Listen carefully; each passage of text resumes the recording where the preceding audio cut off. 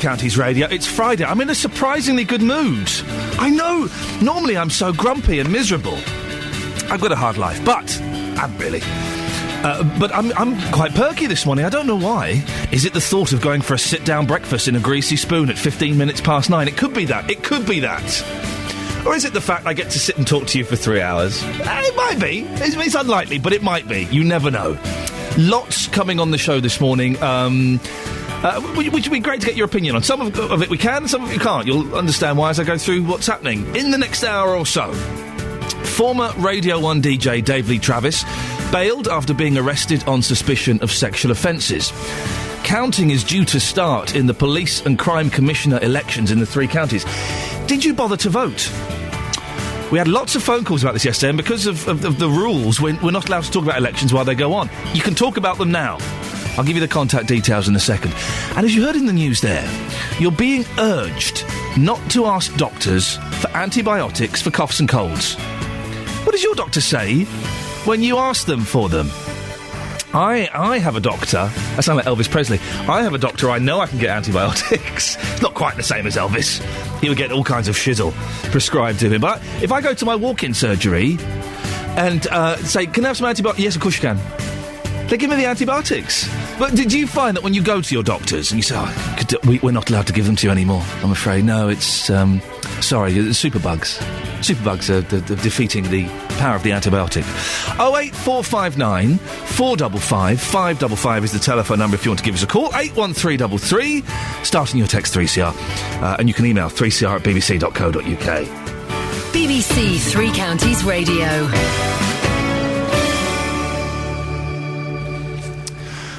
Former Radio 1 DJ Dave Lee Travis has been bailed after being arrested as part of the police probe set up in the wake of the Jimmy Savile scandal. The 67-year-old was arrested at his home in Mentmore, Buckinghamshire, on suspicion of sexual offences.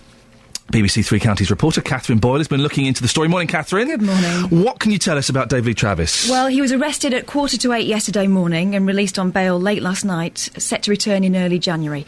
He's best known, of course, for his 25-year stint on Radio 1, although he also presented a Sunday morning programme here on BBC Three Counties Radio from his home, and that went from March 2003 to March 2007.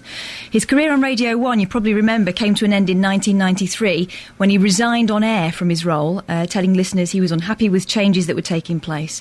And, of course, he also presented editions of Top of the Pops in the 70s and 80s, and currently he's presenting the DLT show for the Magic Network. Now, the arrest was part of this Operation U-Tree that we're hearing so much about. Yeah, Operation U-Tree is an investigation into a broad range of allegations against a number of people. It was set up in the wake of the Jimmy Savile scandal. However, it's important to stress that some of the allegations do not involve children or underage people.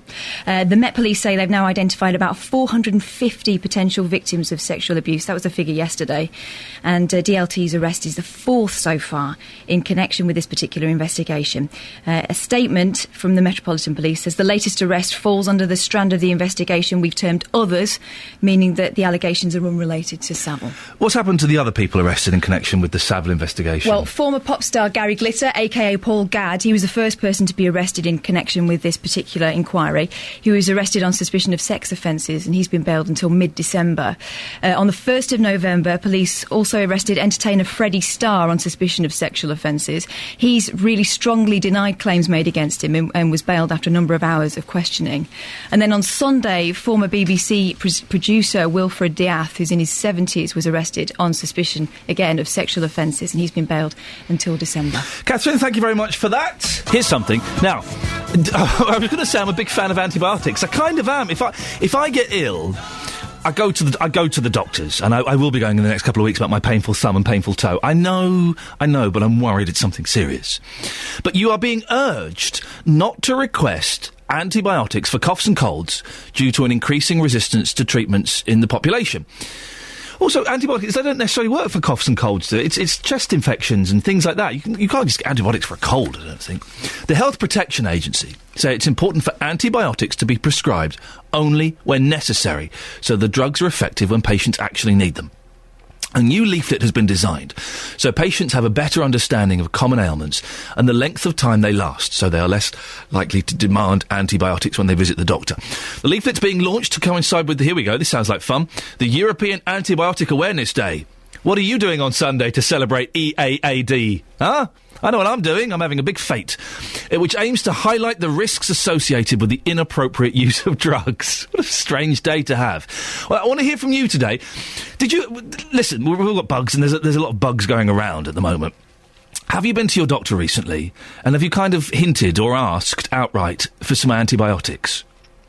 And what did they say? And, of course, you're not supposed to have them too much, because the bugs build up resistance. You get these super bugs, and they lose their effectiveness. But if I'm ill, okay, and there is a pill that will stop me being ill, that will make me feel better so I can look after my kids and I can get to work and I can just not feel miserable, then, excuse me, I'll have that pill if you don't mind, please. I'm always suspicious. I was talking about this earlier on. I'm always suspicious of these things. Is this really to make us feel better and to stop antibiotics, having less effect? Or is it to do with money? Yeah, I'm always a little bit... Are you sure this isn't a cost-cutting exercise? Really? Really? Could you give me a call and let me know? It'd be great to hear from a doctor as well.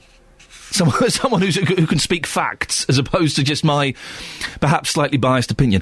08459 455 555. 08459 455 555. What does your doctor say when you ask them for antibiotics?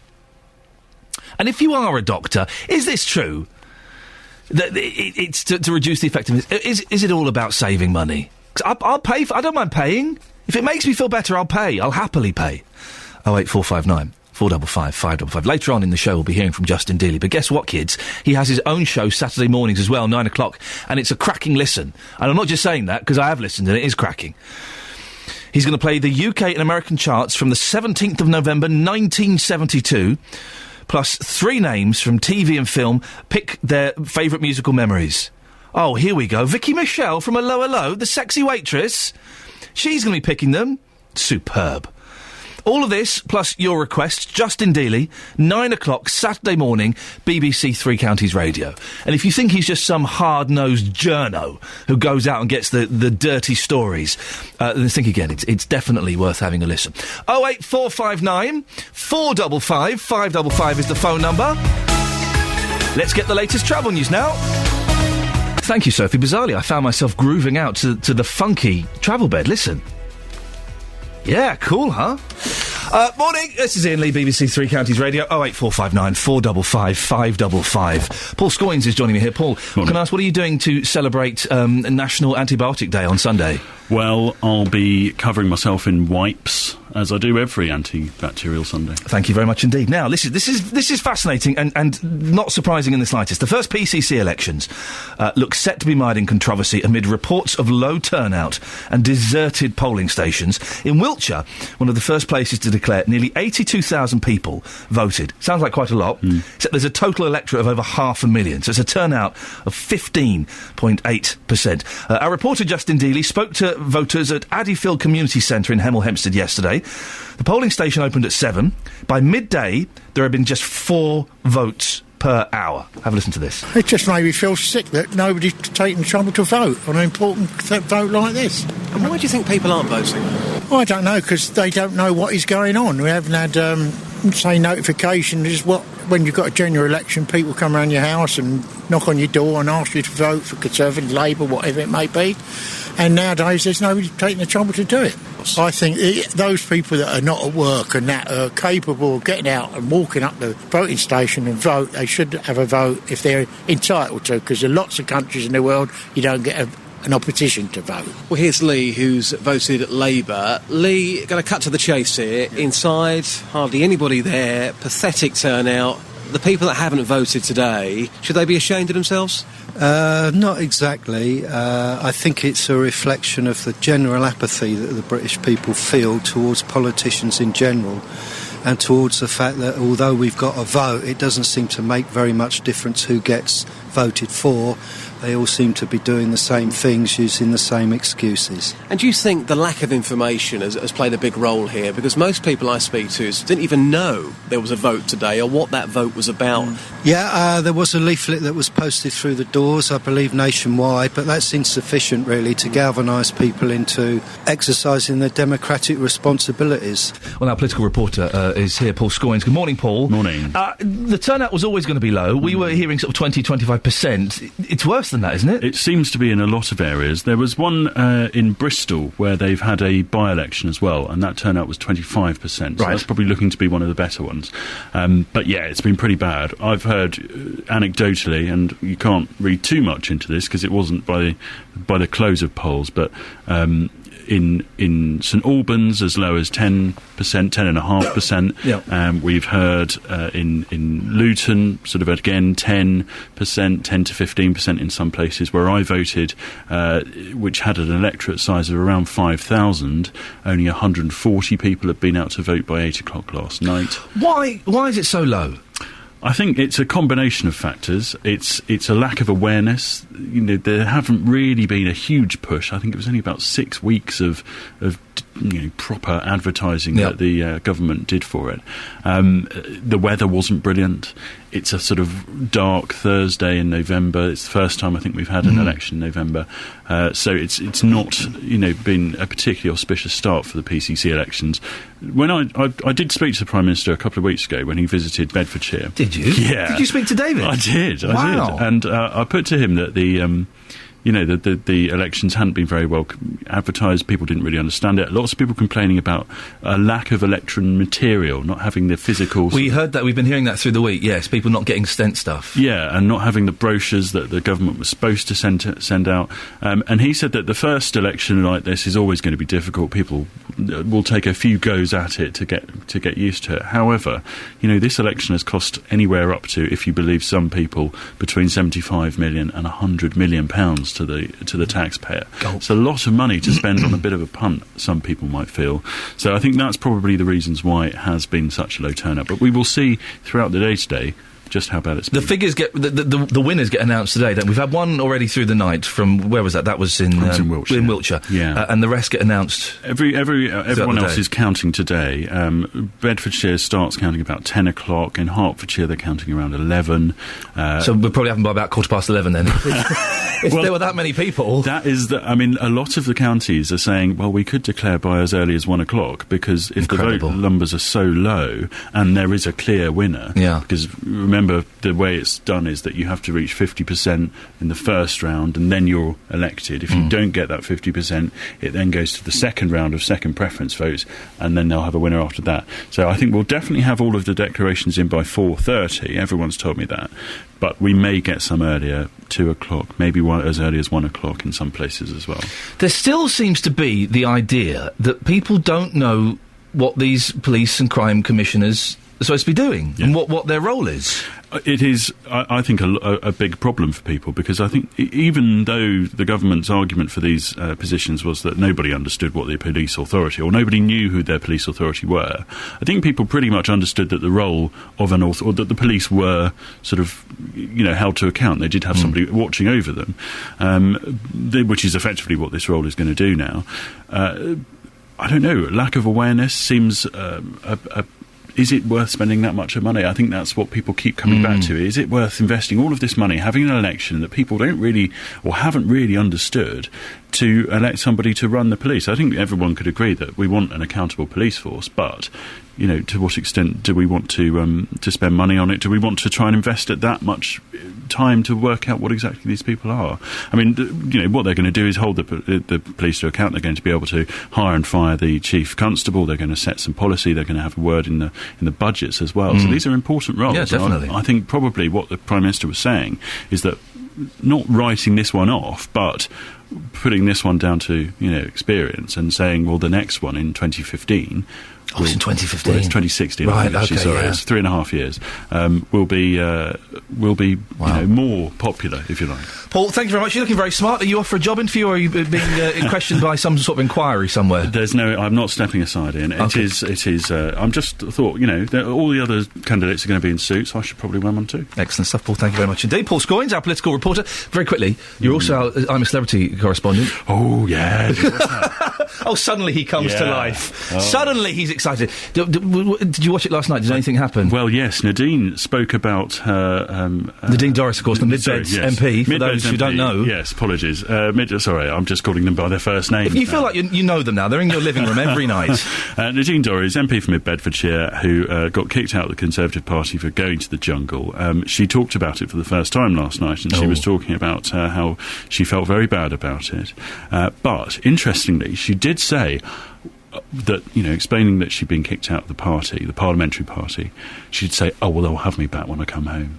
Ooh, she was very confident that she would be welcomed back into the party, which is interesting considering what I've heard from some of her parliamentary colleagues, anyway. Paul Scoins with the Inside. Thank you very much, Paul. See you later on. OK. Ta-ta. 08459 455 555. Putting Nadine Dorries to one side for a moment, if we may. The PCC elections, did you vote yesterday, yes or no?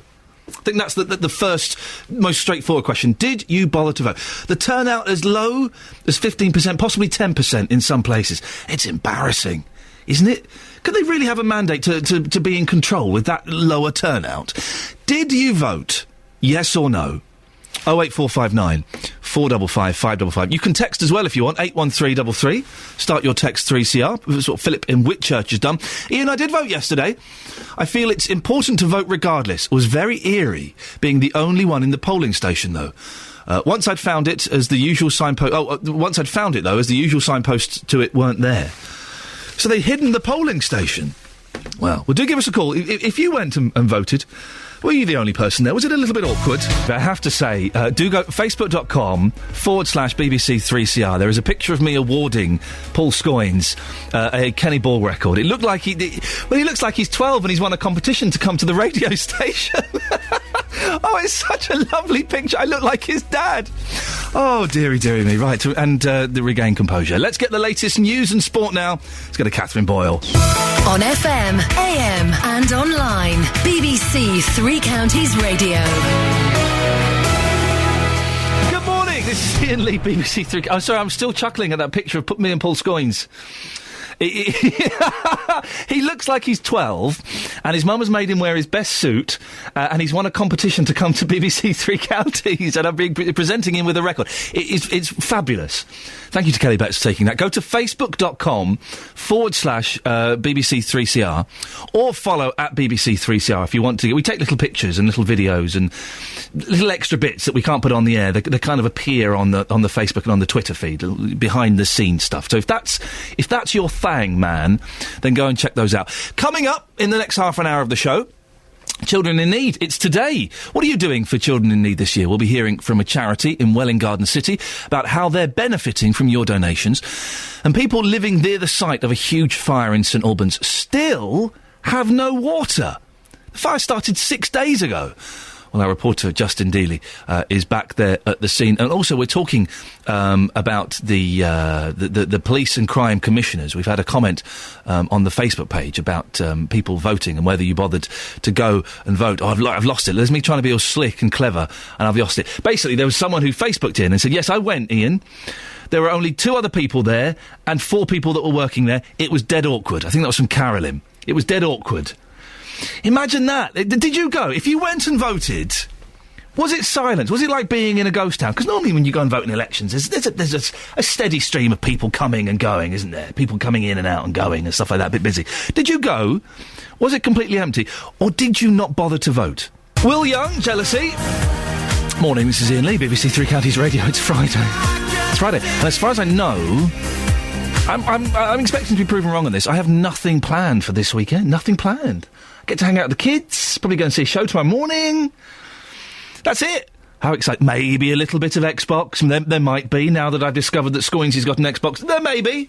And work experience Ollie. Who knows? But apart from that, I have nothing planned. Isn't that wonderful? In this structured world where every hour is kind of laid out what you're going to do, I've got nothing. I may go back to the nudist camp. I had such fun there at Spielplatz yesterday, I may go back, who knows? Listen, I did go to the nudist camp yesterday. We're going to play that report out. A report. Yeah, it's hardly a report. It's me hanging out with a load of naked people. We're going to play that out on Monday. And that Tina and everybody there looked after me wonderfully, although I saw things that would make your mind boggle. Saw things I didn't really want to see. But they were very kind, and it was a lot of fun, and we'll play that out on Monday. 08459 455 555 is the phone number if you want to give us a call about any of the things we're talking about, including this one. It's Children in Need today. And one charity that's going to benefit from your donations gives children with special needs the chance to learn about nature and the environment.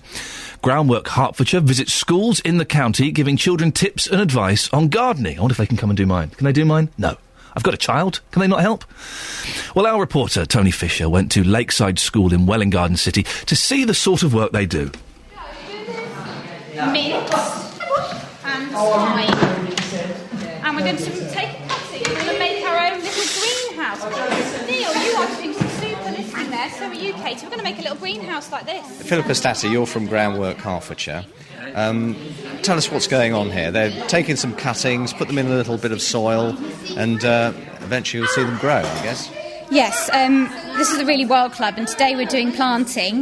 We've taken cuttings of herbs because they're really good for the children to smell and touch, which is good for their senses. They've planted them in compost, which has been soaked in water, and they've put them in a little plastic bag. They're labelling them at the moment with the name of the herb, and then they can take these home and they can put them on their windowsills to grow. So it shows them a little bit about nature, about how things grow, and also helps them with their sense of smell and all that sort of thing. Yeah, and Really Wild's all about having fun outside. Unfortunately today we're inside because of the dark hours, but most weeks we've been outside doing our activities. And we're really lucky for this project to be funded by BBC Children in Need. Groundwork received funding from BBC Children in Need to do this project, which is for 20 weeks. And so without that funding, these children wouldn't benefit from your... No, they wouldn't, no. This is it's an after-school club, so it's an additional activity for these children. We've got 10 children who regularly come every week. And how important is it, do you think? Do you think they benefit a lot from this sort of thing? Yeah, it's good for their environmental knowledge as well as their social skills as well. They work in teams, they get to work with peers that they might not necessarily work with in school. So it works at many levels as well as just having fun, and also develops their confidence, learning and being outside. In particular, Matthew's worked really well. He finds it difficult to work in the classroom, but when he's been outside, he's concentrated on task, and if he needs to walk away because he's distracted, he will do, and he enjoys really being outside, really. Judith Chamberlain, you're the head here at Lakeside School in Welwyn Garden City. Absolutely. Can you describe to us roughly what the benefits are for the pupils who attend the gardening club? It's just been something very new for the students. They don't have a lot of opportunity to attend schools after club. So anything we can offer them that's different is fantastic. And having Philippa here with her expertise has been a real treat for them. They've been able to go out and explore in the local environment. They've used our grounds. They've been able to look at nature. They brought nature back indoors, and it's been something that they don't normally get the chance to do as part of their normal school day. So the children need money. Is it proved quite worthwhile? It's getting very difficult for us to try and run clubs. If we have to pay staff to do that, it's quite expensive. Our children can't just come to club with one person running it. It's quite highly staff intensive. So having this money has been fantastic. We literally could not have run this club in any other way. We couldn't have afforded to do it. So it's been absolutely essential. Well, for Children in Need this year, the BBC in the east of England has gathered 6 youth choirs together, and tonight they'll be performing a concert in Cambridge. And after 7, I'll be joined in the studio by Gail Windras, who is the director of the Luton Gospel Community Choir. They're also taking part. And I want to hear from you this morning. What are you doing for Children in Need? 08459 455 555 is the telephone number. Across beds, hearts and bucks, this is Iain Lee on BBC Three Counties Radio. Well, yesterday, of course, were the Police and Crime Commissioners' elections. David Evans voted in Potters Bar in Hertfordshire yesterday. He was only the 19th person to do so. He joins me now. Good morning, David. Good morning. How did the polling station look yesterday? Was it busy? Pretty desolate. Oh, really? Yeah, there were sort of 5 people manning the desks and nobody else in there voting at all. That must have been a bit awkward, because normally when you go for a vote, there's a steady stream of people, and, sometimes you even have to queue. Did they tell you that you were the 19th person in? Yeah, well, I'd already been on to the electoral people at Hertsmere to say I'd had no information from anybody at all about who was standing, and they'd said that the only way to find out was to go online, and I said, well, that's really useful for people who haven't got computers, and I would have thought that most of the people that were going to vote would be in that group that would be more elderly. It does annoy me, David. Listen, I'm online. Of course I am. I'm a thrusting young media type. But it does annoy me when they say, oh, yeah, just go to this website. Because not everyone has got a computer, and not everyone can get to the library, and not everyone wants to go on a computer. Yeah. So when I got to vote, I mentioned this to them and said I understood that they were expecting between 15 and 20% of the population to actually vote at all. And they said, but actually here it's only 1.5%. You're the 19th person that's voted, and that was by about 2 o'clock in the afternoon. Sorry, 1.5%? Yep. David, how do you think that this whole thing has been handled? A fiasco, basically. And apparently it's going to be every 3 years. How much it's costing to do it, I really don't know, but there seems to be very little interest in it at all. Well, Paul Scoynes, our political reporter, I think mentioned the figure, something like £75 million. Yeah, right. That's not to be sneezed at, is it? No, it could probably have been spent better. David, very quickly, in 30 seconds, what could they have done to make these elections better? Well, certainly if they'd actually informed people more, if there'd been more through the door. I know they rely on volunteers to actually do that, but if we could have found out more about people, it would have been really handy. David in Potters Bar, thank you very much. Well, that's his experience yesterday. What about yours? 08459 455 555. Did you bother to vote?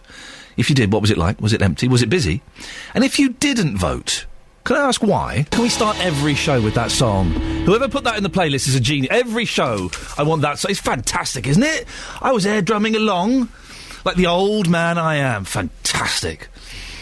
Now, it's day 6 of the large fire at Apps Pond Lane in St Albans. Roads near the wood recycling plant were closed, whilst many nearby residents have suffered loss of power and water services.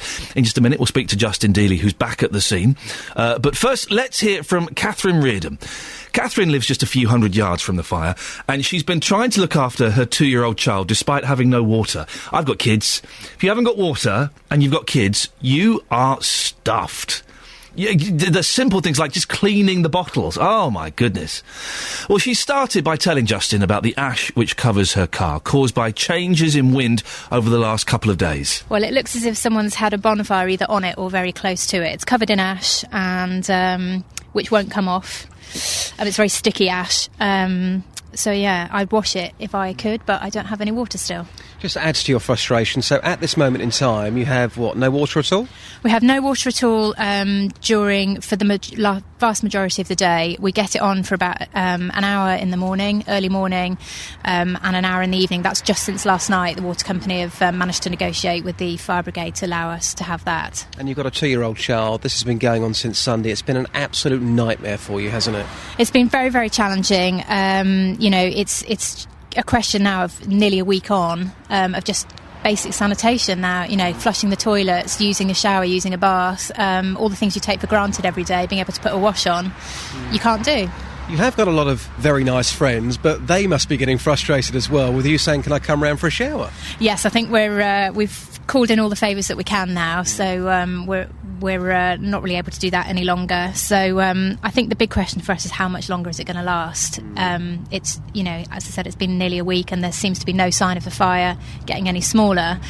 The water company, whilst they've been fantastic, aren't able to tell us when the water's going to be able to come back on, so it's a bit of a guessing game. Do you think that you might have to move out for a bit? If they say it's going to take another week of trying to put this fire out, using your water to fight that fire, might you have to move out and go to a hotel or something? Yeah, I think that's going to be the next option for us. We need to start looking into that because, there is no sign of it stopping. They're saying at least another week at the moment before it can go out.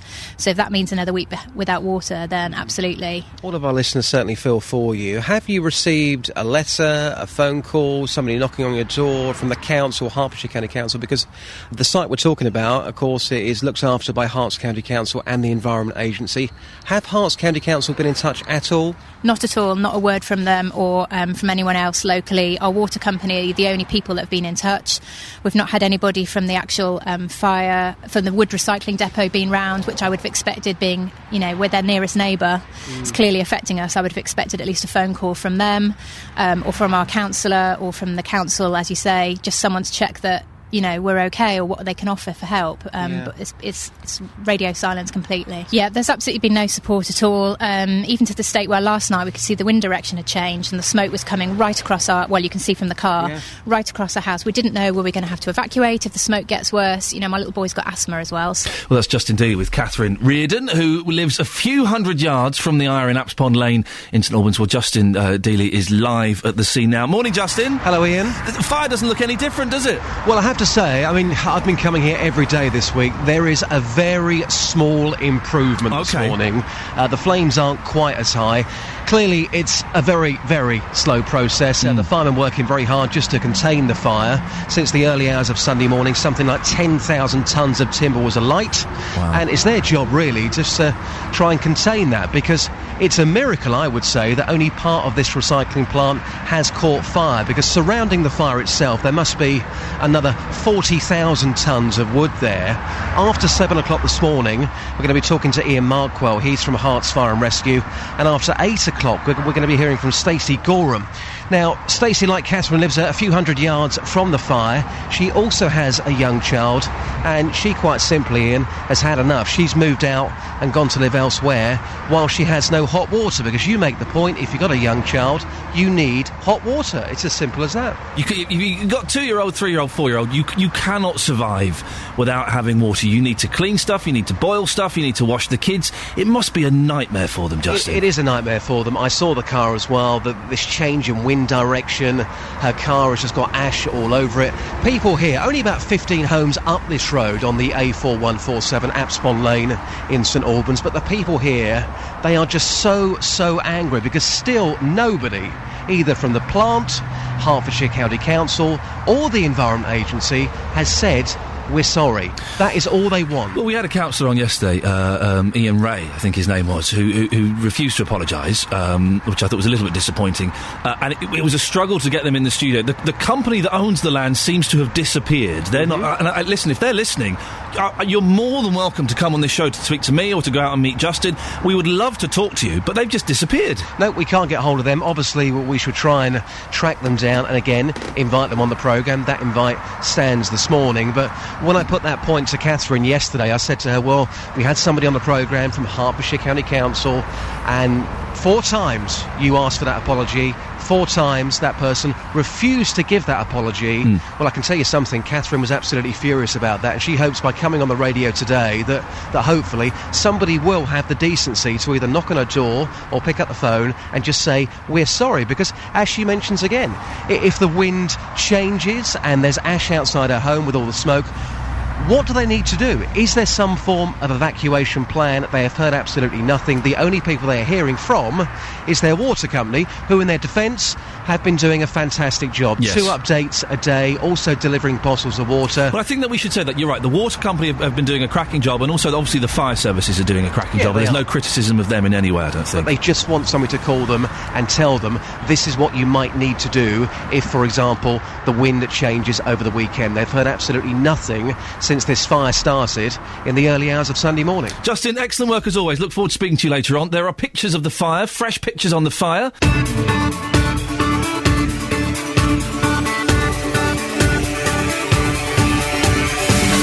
Morning, this is Ian Lee, BBC Three Counties Radio. I hope you're having a good morning. Lots coming up on the show between now and 9, including... former Radio 1 DJ Dave Lee Travis returns to his home in Buckinghamshire after being arrested and bailed. Reports of a very low turnout for the Police and Crime Commissioner elections in Beds, Herts and Bucks. Did you bother to vote? 2 things here. Did you vote? If you did, what did it look like? Was it empty? And if you didn't vote, why not? And there's a row over a work placement that's been advertised at a Milton Keynes shop. Should you be expected to work for free to try and get a temporary Christmas job? If you want to get in touch, you can go to the Facebook page, facebook.com/BBC3CR. You can text 81333, starting your text 3CR, or, and this is the best way, let's be honest, you can give us a call, 08459 455 555. BBC Three Counties Radio. The story about the temporary job, and it's incredible. I was reading it. I think I've made my mind up on it. We're going to speak to both sides of it in a little bit. I think I know where I'm sitting on it. But we'll be keen to get your thoughts on it when it comes up. It's amazing. 08459 455 555 is the telephone number. If you want to give us a call, you can text 81333. Start your text 3CR. This is what Judy has done. I voted yesterday. There were a few people coming in at the time. The thing that worries me about the whole thing is that one person can be responsible for hiring and firing of a chief constable. Too much power, in my opinion. Barbara from Hitchin says, I voted. There were 8 people on duty, 4 either side. There was one person voting as well as me. Well, this is what we're hearing, is that in some of the turnout could be as low as 10% in some places.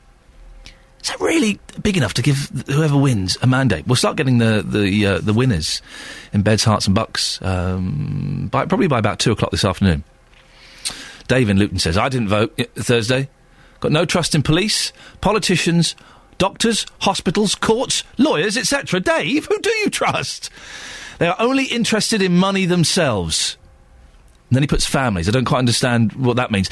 David, you don't... I trust doctors. I kind of have to trust doctors. I know we're talking about, people not getting antibiotics and things like that. I kind of trust doctors. I trust my doctor. He's an excellent chap, I think. Well, Dave, you've put doubt in my head now. This is Iain Lee on BBC Three Counties Radio. Now, as you've been hearing all morning, former Radio 1 DJ Dave Lee Travis has been bailed after being arrested as part of the police probe set up in the wake of the Jimmy Savile scandal. The 67-year-old was arrested at his home in Mentmore, Buckinghamshire, on suspicion of sexual offences. Well, BBC Three Counties reporter Catherine Boyle has been looking into this story. Catherine, what more can you tell us about Dave Lee Travis? Well, we know that he was arrested at 7:45 yesterday morning at his home in Buckinghamshire, released on bail last night to return to Aylesbury Police Station in early January. Of course, Dave Lee Travis, household name for those of us who can remember the 70s and 80s, famous for his 25-year stint on Radio 1, although, of course, he presented a Sunday morning programme here at BBC Three Counties Radio from his home, and that went from March 2003 to March 2007. Of course, his career on Radio 1 came to an end quite famously in 1993. He had that massive rant on air, didn't he? He resigned on air. He laid it all out there, didn't he? He resigned from his role, telling listeners just how unhappy he was with changes that were taking place. He also presented editions of Top of the Pops in the 1970s and 80s, and is currently presenting the DLT show for the Magic Network. The arrest was part of this Operation U-Tree, wasn't it? Yeah, that's a wide investigation, Operation U-Tree, into a broad range of allegations against a number of people. It was set up in the wake of the Jimmy Savile scandal. However, it's important to emphasise that some of those allegations do not involve children. The Met Police say that they have now identified around 450 potential victims of sexual abuse. That was the figure as of yesterday. And the arrest of DLT is the 4th so far in connection with this particular investigation.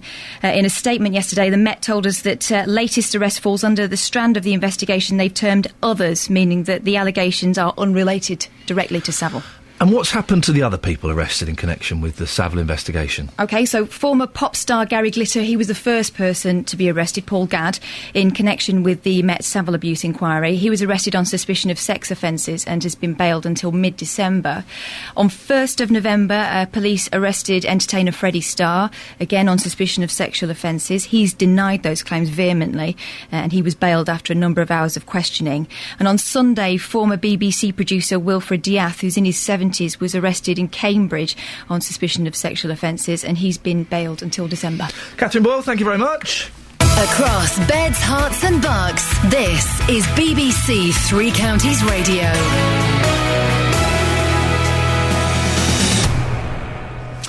Now, this police and crime commissioners, the votes were yesterday. Did you go and vote?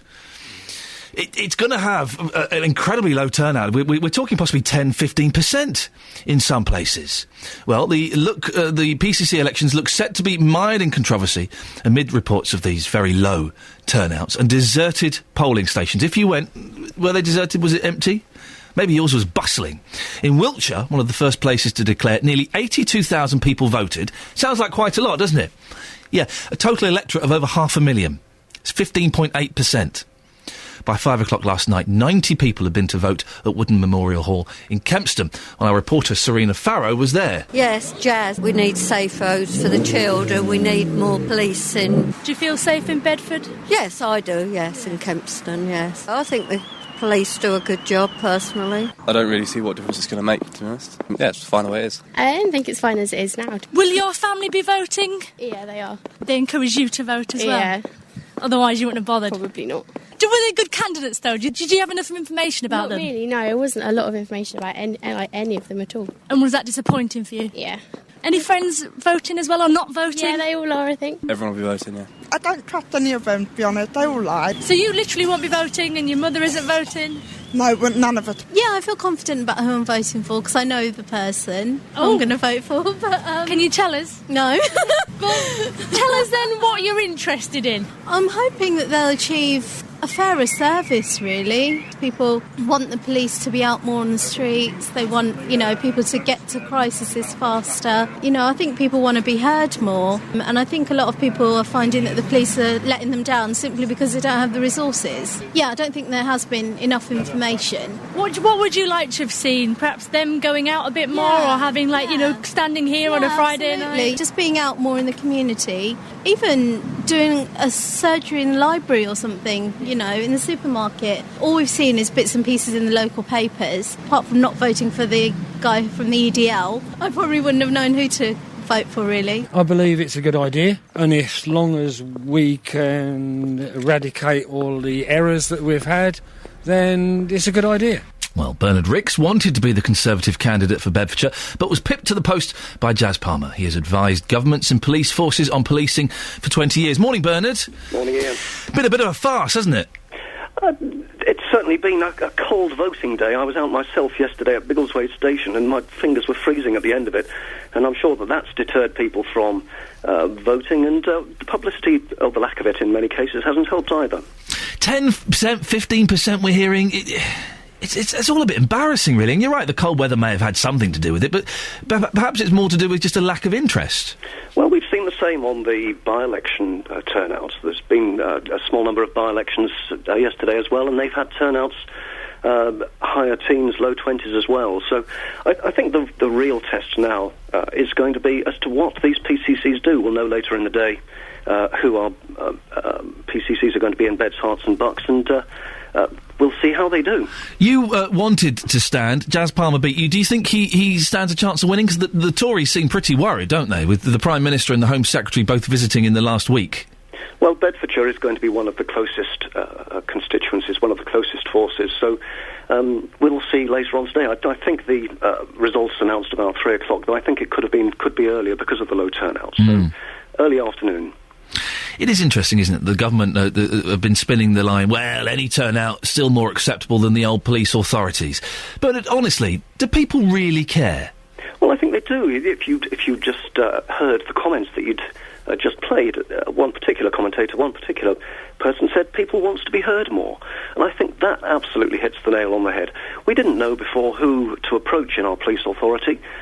We will know now exactly who we approach. And in 3.5 years, if they haven't been doing their job properly, we can vote them out.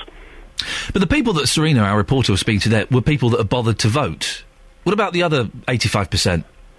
Well, the test of the PCC will be for them to engage with everybody, not just the 80... Well, in fact, it won't be 18% that will have voted for them, of course.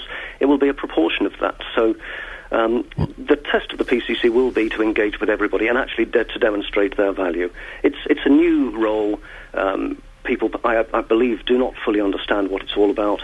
It is an important role and it's a powerful role, and we now have to see those PCCs making an impact. Bernard Ricks, thank you very much. Across Beds, Herts and Bucks, this is Iain Lee on BBC Three Counties Radio.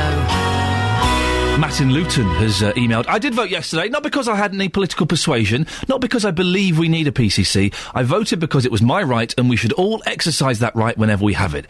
It's ironic that 4 days after we celebrated those that died for our freedom, the majority of the country disregarded one of the fundamental rights they fought for. That's Matt in Luton. Pat in Houghton Regis. Good morning, Pat. Good morning, Ian. Did you vote yesterday? Yes. Can I ask who you voted for? No. Is it a secret? Well, it's not so much a secret. As the person just alluded to, you know, they fought for the right.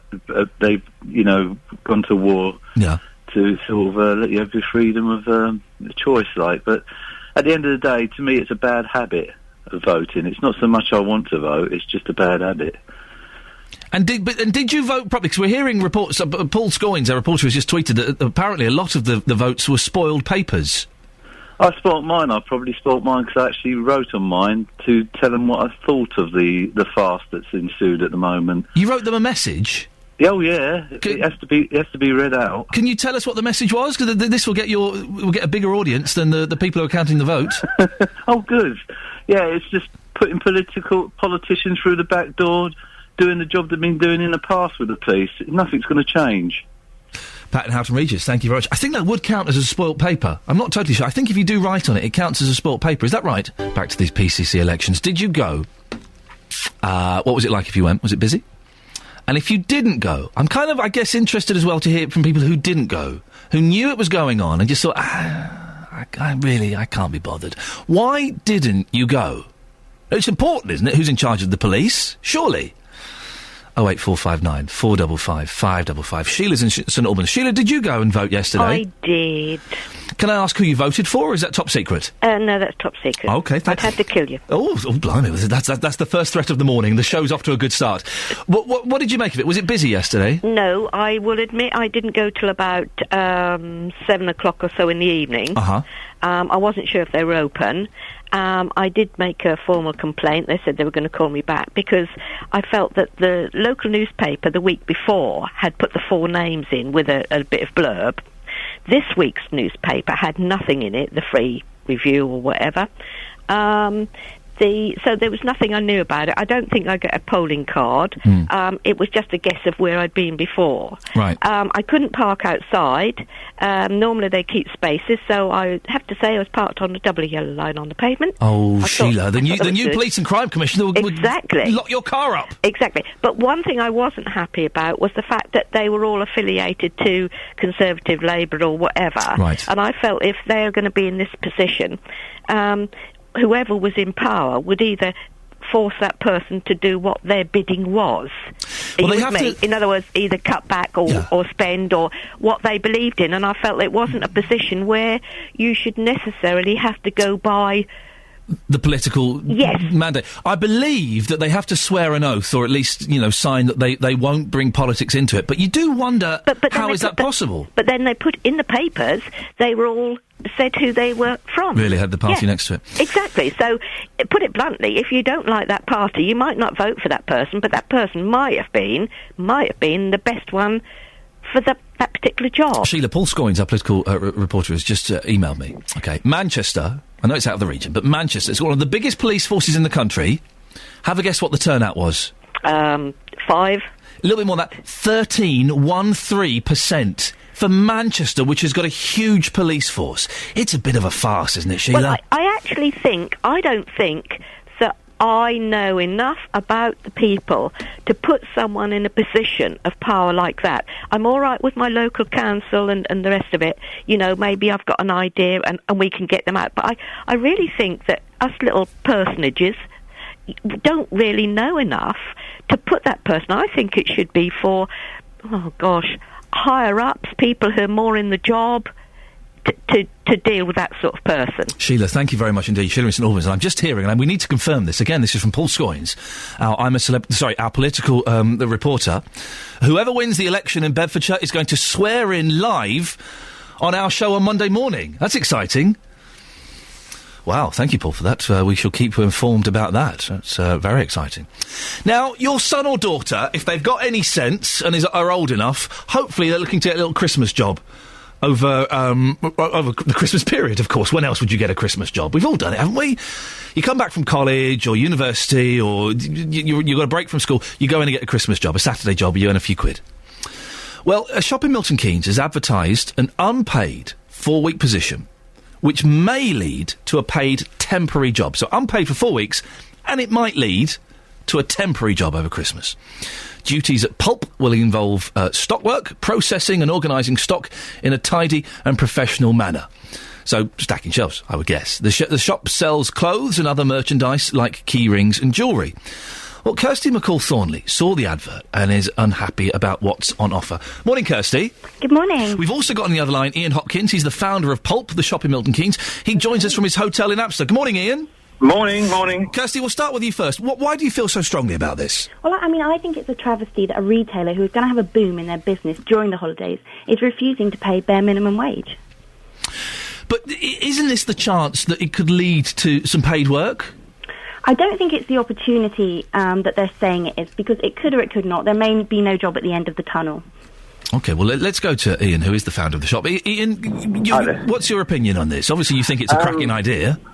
Yeah, I mean, there's some problem with this, because I think the ladies understood the adverts wrong, because what we're doing is we're offering temporary positions over Christmas for paid employees. We're employing as many people as you did last year, but we're also offering a 4-week internship in effect, or child work experience jobs, which run alongside two completely separate things. Well, I've got the ad in front of me, right? Yep. Temporary work experience. This is an unpaid 4-week position, which may lead to a paid temporary position over the Christmas period. Absolutely. So you're getting people to let me see if I've got this right. You're getting people to work for 4 weeks unpaid, and it might lead to a short-term Christmas job. Absolutely, that is the case. And what we've done with other people in the past is people have taken that opportunity, and after Christmas or before Christmas, we've taken those people on as a full-time position. How many of those people did you take on? What was the percentage? We took on half of the people we took on. Do you not think? Listen, it's been a long time since I've had a Christmas job, but I used to just go into a shop, say, "Got any jobs over Christmas?" They'd say, "Yes, you start here, and you start in a couple of weeks' time." Do you not think it's slightly exploitative to have people trying out for a short-term Christmas job that they may not get? I don't think it is. No, I think they're giving people the opportunity to come in and try something out. For us as an employer, we are employing as many people as you did last year, and this gives an opportunity to try a few other people out and give them some experience and give us some experience in trying them out as well, because it doesn't always work out in the first couple of weeks whether these people are good enough, because they may interview very well. Period. Go on, Kirsty, sorry. So that's why you have a probationary period. When you hire staff, they have their training on the job and they're paid minimum wage while they're being trained. So I don't know why you think that you should get your staff to do their training and not pay them. Iain? Well, for us, this is quite simple. It's worked in the past. It's worked very successfully. It doesn't mean it's right, though, does it, Iain? If it's worked in the past for you, it doesn't necessarily mean that it's right. It's an opportunity for Pulp and their shareholders, not for young people in Milton Keynes. No, it isn't. We're giving people a genuine opportunity for a position around the Christmas period. An unpaid position. An unpaid position for a short term, and if they're good enough, they come in and work on a full-time basis if we've got the positions available. How many weeks are the temporary jobs for, Iain? The paid ones? The paid ones, we take on staff up until about mid-January, and then after January, what we normally find is a lot of students go back, and we employ an awful lot of students. They go back to universities, they give up their jobs, and then there's positions available on a full-time, permanent basis. But the job specifically mentioned in the advert, the paid temporary position over the Christmas period, how long is that? The paid temporary positions? Yeah.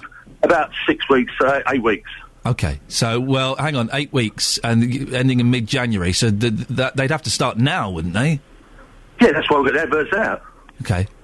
But so they'd have to start immediately. But hang on, it doesn't. I've got the maths wrong in my head. Then, so if they're going to, if let's say they get the month unpaid now, yes, then they'd only be able to do maximum a month paid work if they're going to finish in mid-January. That a minimum of that, yeah, absolutely. Okay, so you're essentially getting them to do their training for free when most employers would pay people for their training.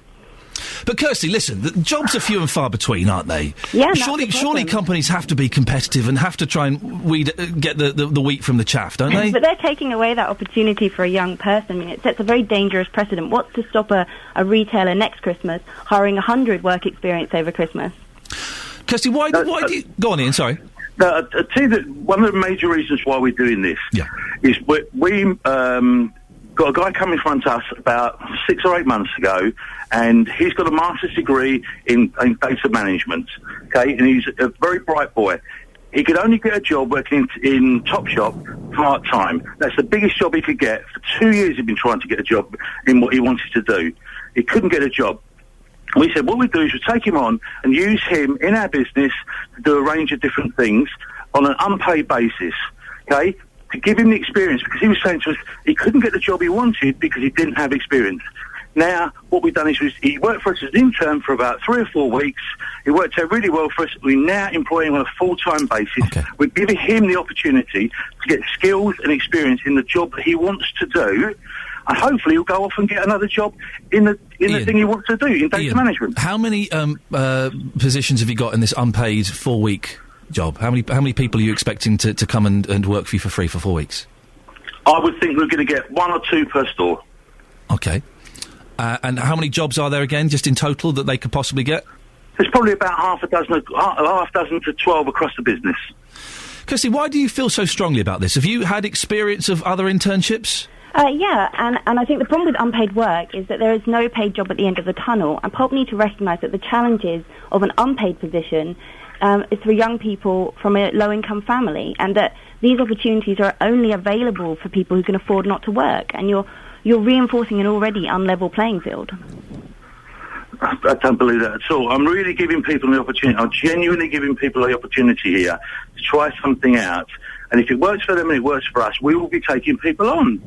But Christmas, Ian, because listen, we all know that shops in Christmas, and particularly a shop like yours, is going to be incredibly busy. Is it really fair to offer this unpaid month over Christmas? Because it's going to make your life easier, isn't it? And I would add that national minimum wage for under 18s is £3.68. Well, it is going to make your life easier, Ian, because it's the busiest time of the year, and you've got a load of people working for free. You might think it's really easy, but those people have to have at least a week or two's training before they can go on the shop floor and work effectively. So it's actually taking a lot of time and effort out of my staff to train these people. It doesn't take that much. Listen, I've worked in shops. It doesn't take that much training to work a till and stack a shelf.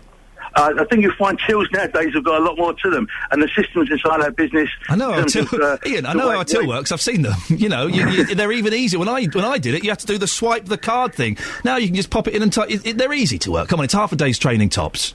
No, it's a bit longer than that. And also, we have a lot of internal systems in customer service. There's a lot of product training to go on with these guys. It takes a lot longer than you think. OK, Ian Hopkins, founder of Pulp, the shop in Milton Keynes, thank you, and Kirsty McCall-Thornley, who's unhappy with the other. Well, dear listener, what do you think? Should you be expected to work for free for a month to try and get a temporary Christmas job? It's not leading necessarily to a full-time job. It's a temporary Christmas job. 08459 455 555. I think Ian was a little bit patronising. I know how a till works. If anything, tills are easier these days. I had 20-minute till training when I worked in HMV. I don't know, what was that, 18 years ago?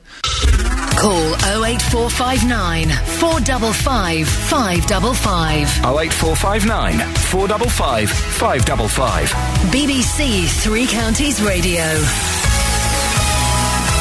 Jonathan Vernon Smith is all over. The internet is melting under the weight of Jonathan Vernon Smith.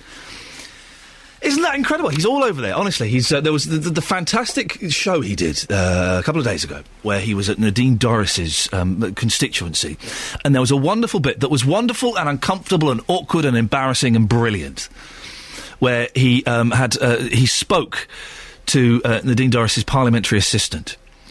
And really put him on the spot. And there was a debate in various... I think it's going to be used... genuinely, I think it's going to be used in university courses to decide whether the interviewing techniques and whether he went too far with it. I don't think he did. I thought it was wonderfully handled. Well, apparently 5 Live have been playing it. There's a review of it in the Times. Well, Jonathan, it's been nice working with you, but hopefully you'll remember us when you when you go to Radio 4. Wonderful. Excellent stuff. Coming up on the show... in the next half an hour. Find out why one MP says the services provided by London Midland from Watford to St Albans Abbey is unacceptable, and it's children in need. The BBC and the East of England have gathered 6 youth choirs together, and tonight they'll be performing a concert in Cambridge. You'll get a special preview from the director of the Luton Gospel Choir before 8 o'clock.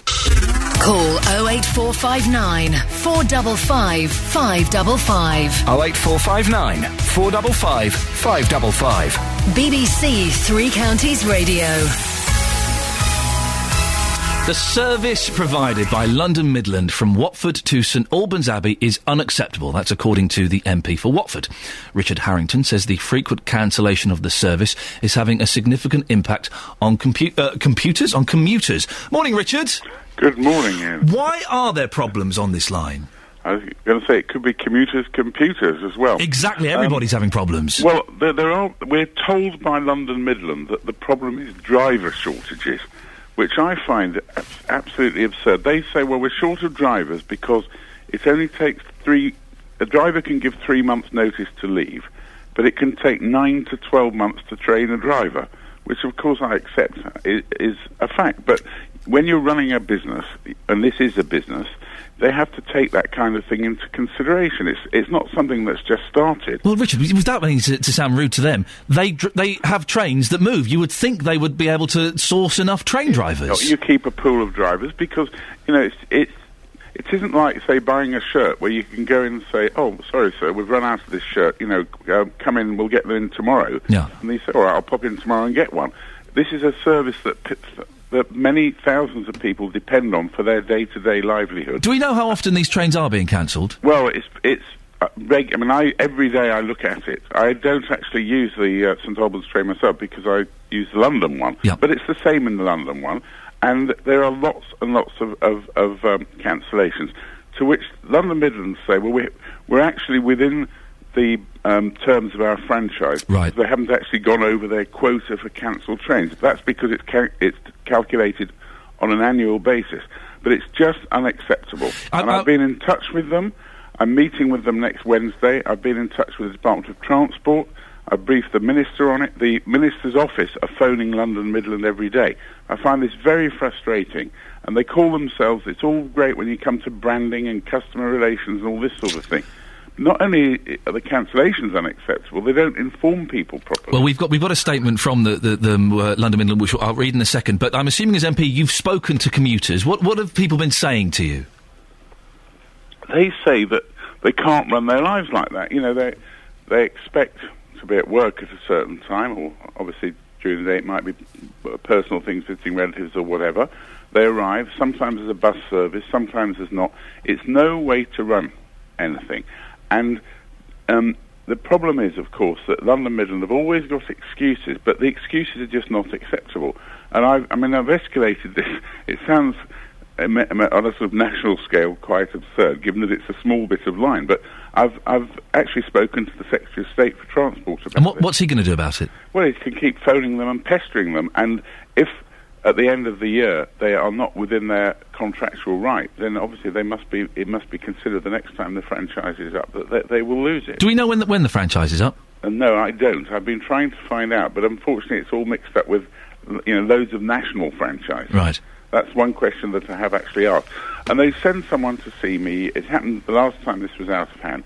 Very slick, well organised, with all these percentages and colour charts and all this kind of thing. But the fact is, I know it's unacceptable because of people only...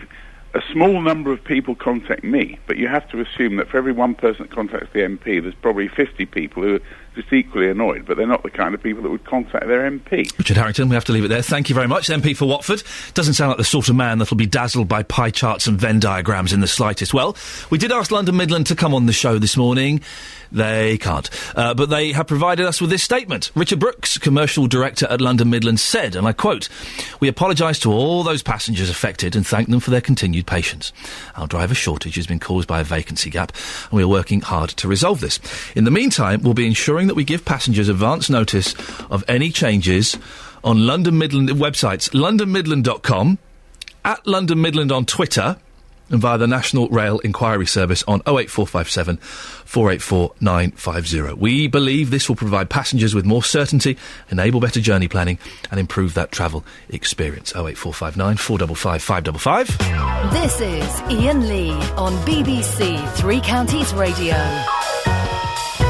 Should we have a quick look at the front page of the newspapers? Yes, let's do that, shall we? While we have a moment's peace between us. I tell you what I won't do. I was listening to Radio 5 Live the other day as I drive in, and the gentleman presenting, they were talking to someone in India and the Pakistan, and the line went down. He had nothing to do. Didn't have any papers or anything to hand, so he went, right, I'm going to read you some John Betjeman. He read a poem on the radio. We all know poems on the radios don't work. They don't work, do they? Let's have a quick look at these, shall we? The Independent. An eye for an eye. Militant rockets target Tel Aviv for the first time since 1991 in revenge for Gaza assault. These are all in a very funny order. The Daily Telegraph. It's time to end trial by Twitter. Oh, this is interesting. Peer to sue tweeters who linked him to sex abuse as BBC pays £185,000 in damages. Lord McAlpine has promised to end trial by Twitter, announcing an unprecedented series of libel actions against people who used the website to link him wrongly to child abuse allegations. And there's a picture of Sally Burker, who's married to the Speaker, who may or may not be involved in that. The Guardian. Slow, leaky, rusty. £10 billion sub beset by design flaws. Astute boat has a V8 engine with a Morris Minor gearbox. Lovely. OK, and very quickly, let's do the others very quickly. The Daily Express, furious Qatada demands a new house. The Daily Mail, Leveson, disturbing questions over his key advisor. And on the front page of The Sun, to Lisa, who I believe is a pop star, is going out with a man. Yeah, there we go. That's the front page.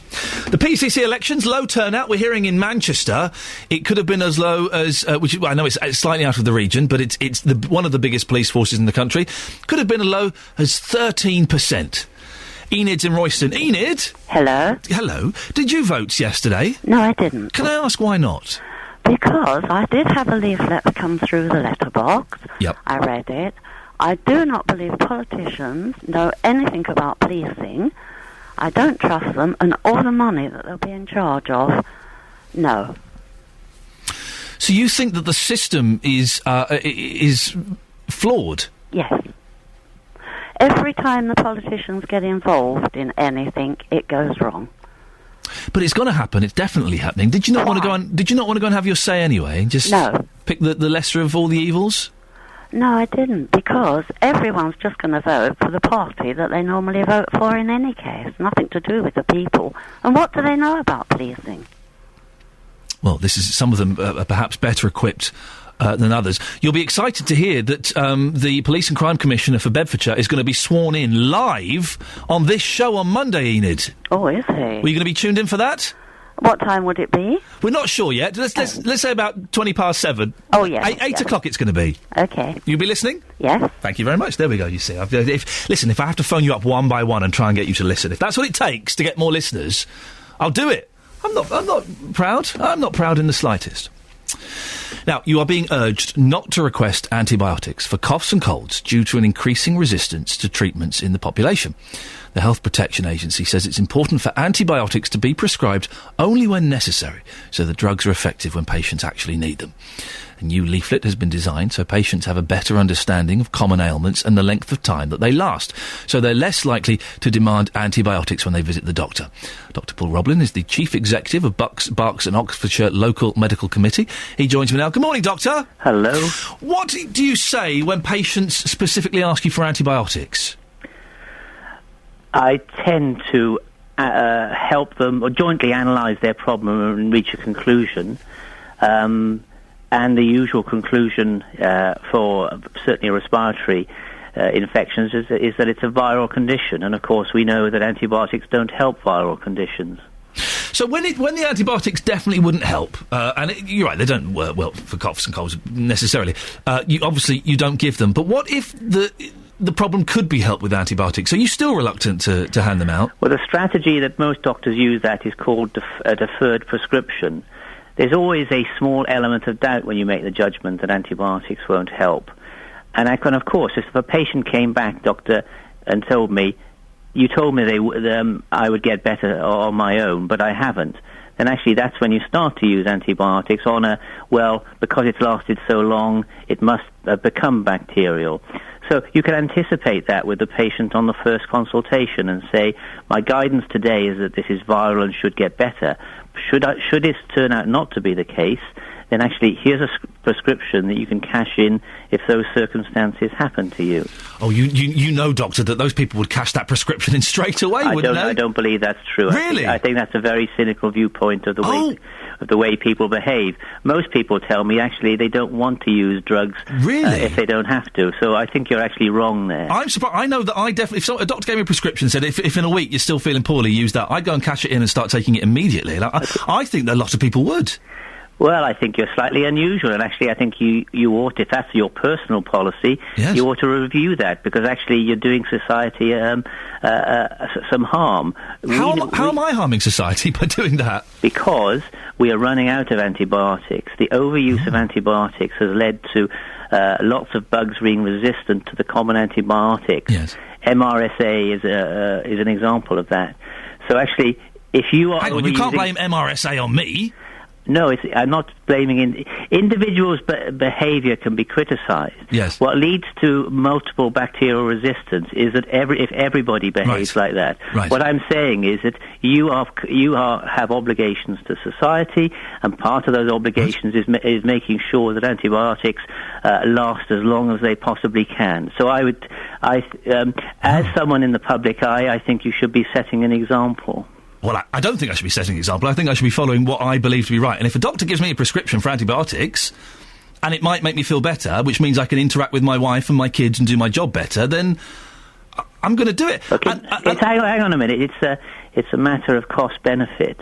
Right. If there is a tiny chance that it might make you better, but a significant chance that you might be contributing to bacterial resistance and the loss of antibiotics that might help you and other people in a serious illness, the balance of benefit is in favour of not using antibiotics at a low threshold. I genuinely don't. I think you're calling me cynical. I think you're being naive, Doctor. I don't think people don't think about the greater cause for the country. I'm afraid I see patients more often than you do. Well, no, but I speak to more people perhaps than you do, and I speak to people. I know what people think. So both our points are valid. You speak to a certain selected group of the population. Well, so do you. Yes.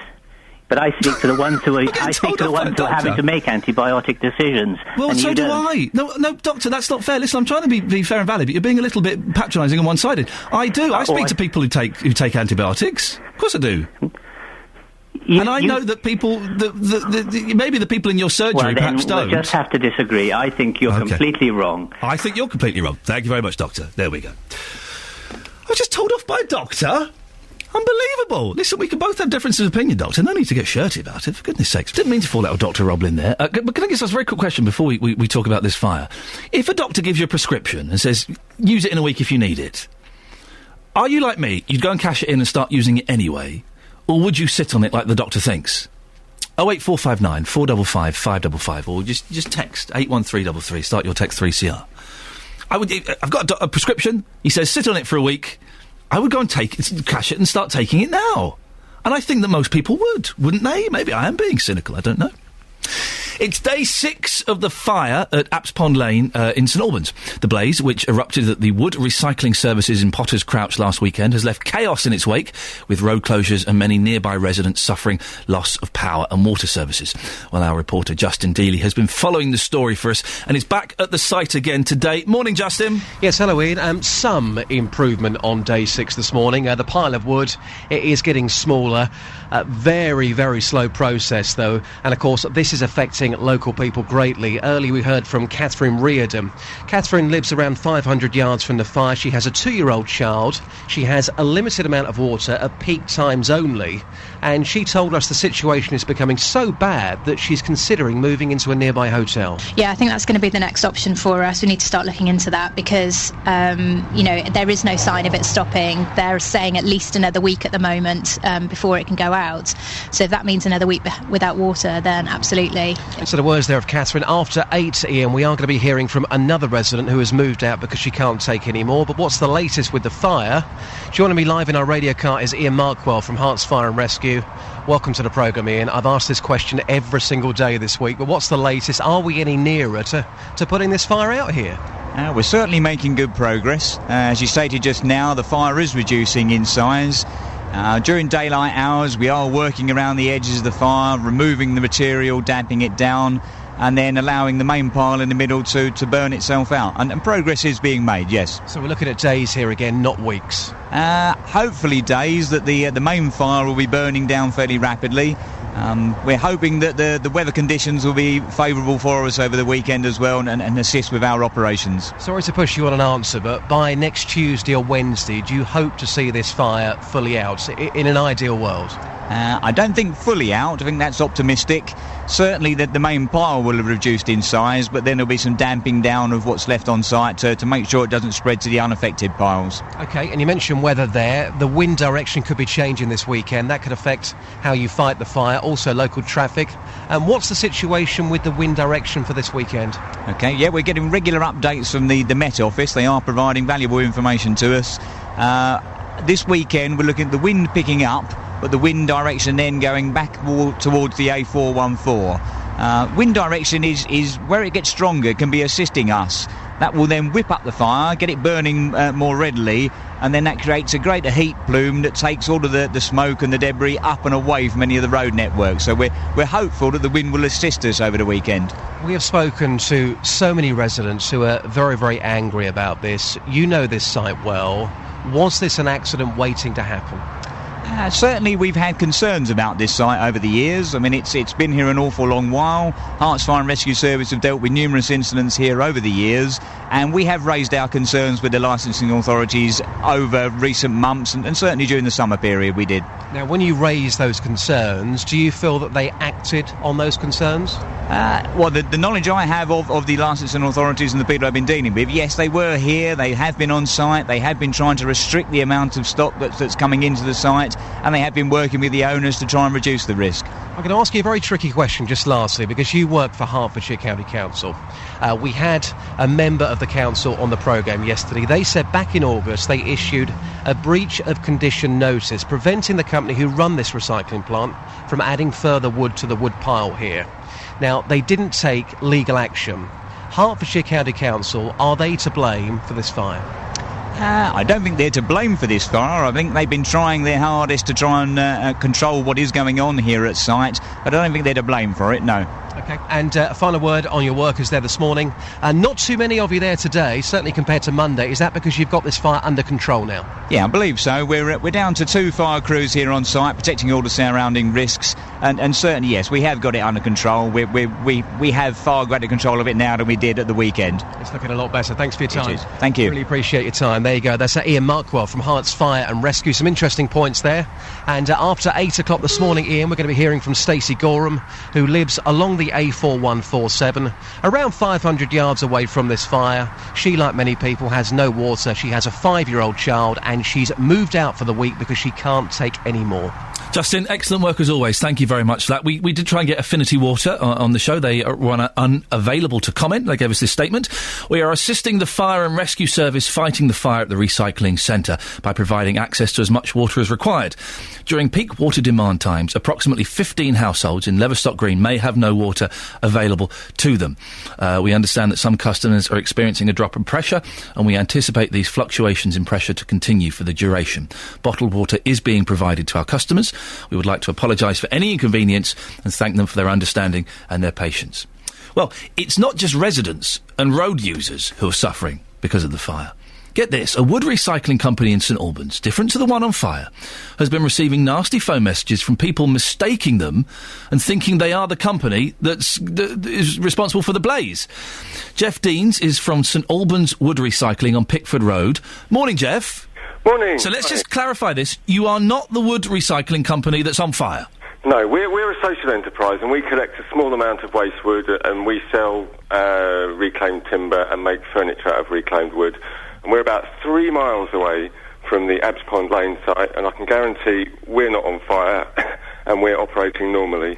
What kind of messages have you been getting? Got a couple of messages saying, calling us Muppets, one of them, and it said something about, you deliberately set that fire or something, trying to make some money, or... Right. You know, it's just I don't know, an idiot, basically. Somebody who didn't really know what they were talking about. And you've had a couple of these, have you? Yes, we have. Over the years, we've often had people phoning us up thinking that we were the Abscon Lane site, asking if they could bring an articulated lorry load of wood down and this sort of thing, and we just can't cope with that sort of volume. So, when did you speak to this person who phoned up? No, we just got a couple of messages on our answer phone. Just left the messages. OK, so listen, just give the name of your company and just state once and for all, on air, that you are not associated with the fire. Go on, you've got 30 seconds. OK, we are St Albans Wood Recycling, community interest company, so not-for-profit social enterprise. We're based near Morrison's in Fleetville in St Albans, and we are nothing to do with the company Abs Pond Lane. Although we are a customer of theirs, we've taken waste wood to them, but we're a totally separate company, and we're a social enterprise with lots of volunteers, selling reclaimed wood and making furniture out of reclaimed wood. So you muppet who's been hassling Jeff, leave him alone. Jeff, listen, thank you very much for coming on, and hopefully that'll be an end to it.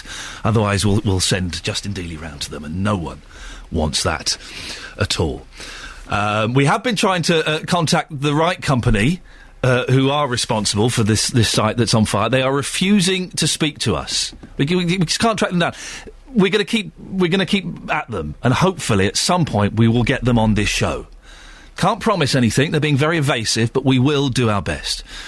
And later on, as Justin said, we'll be speaking to a lady who's had to move house with her little girl as living conditions were made so bad by the fire in Potter's Crouch.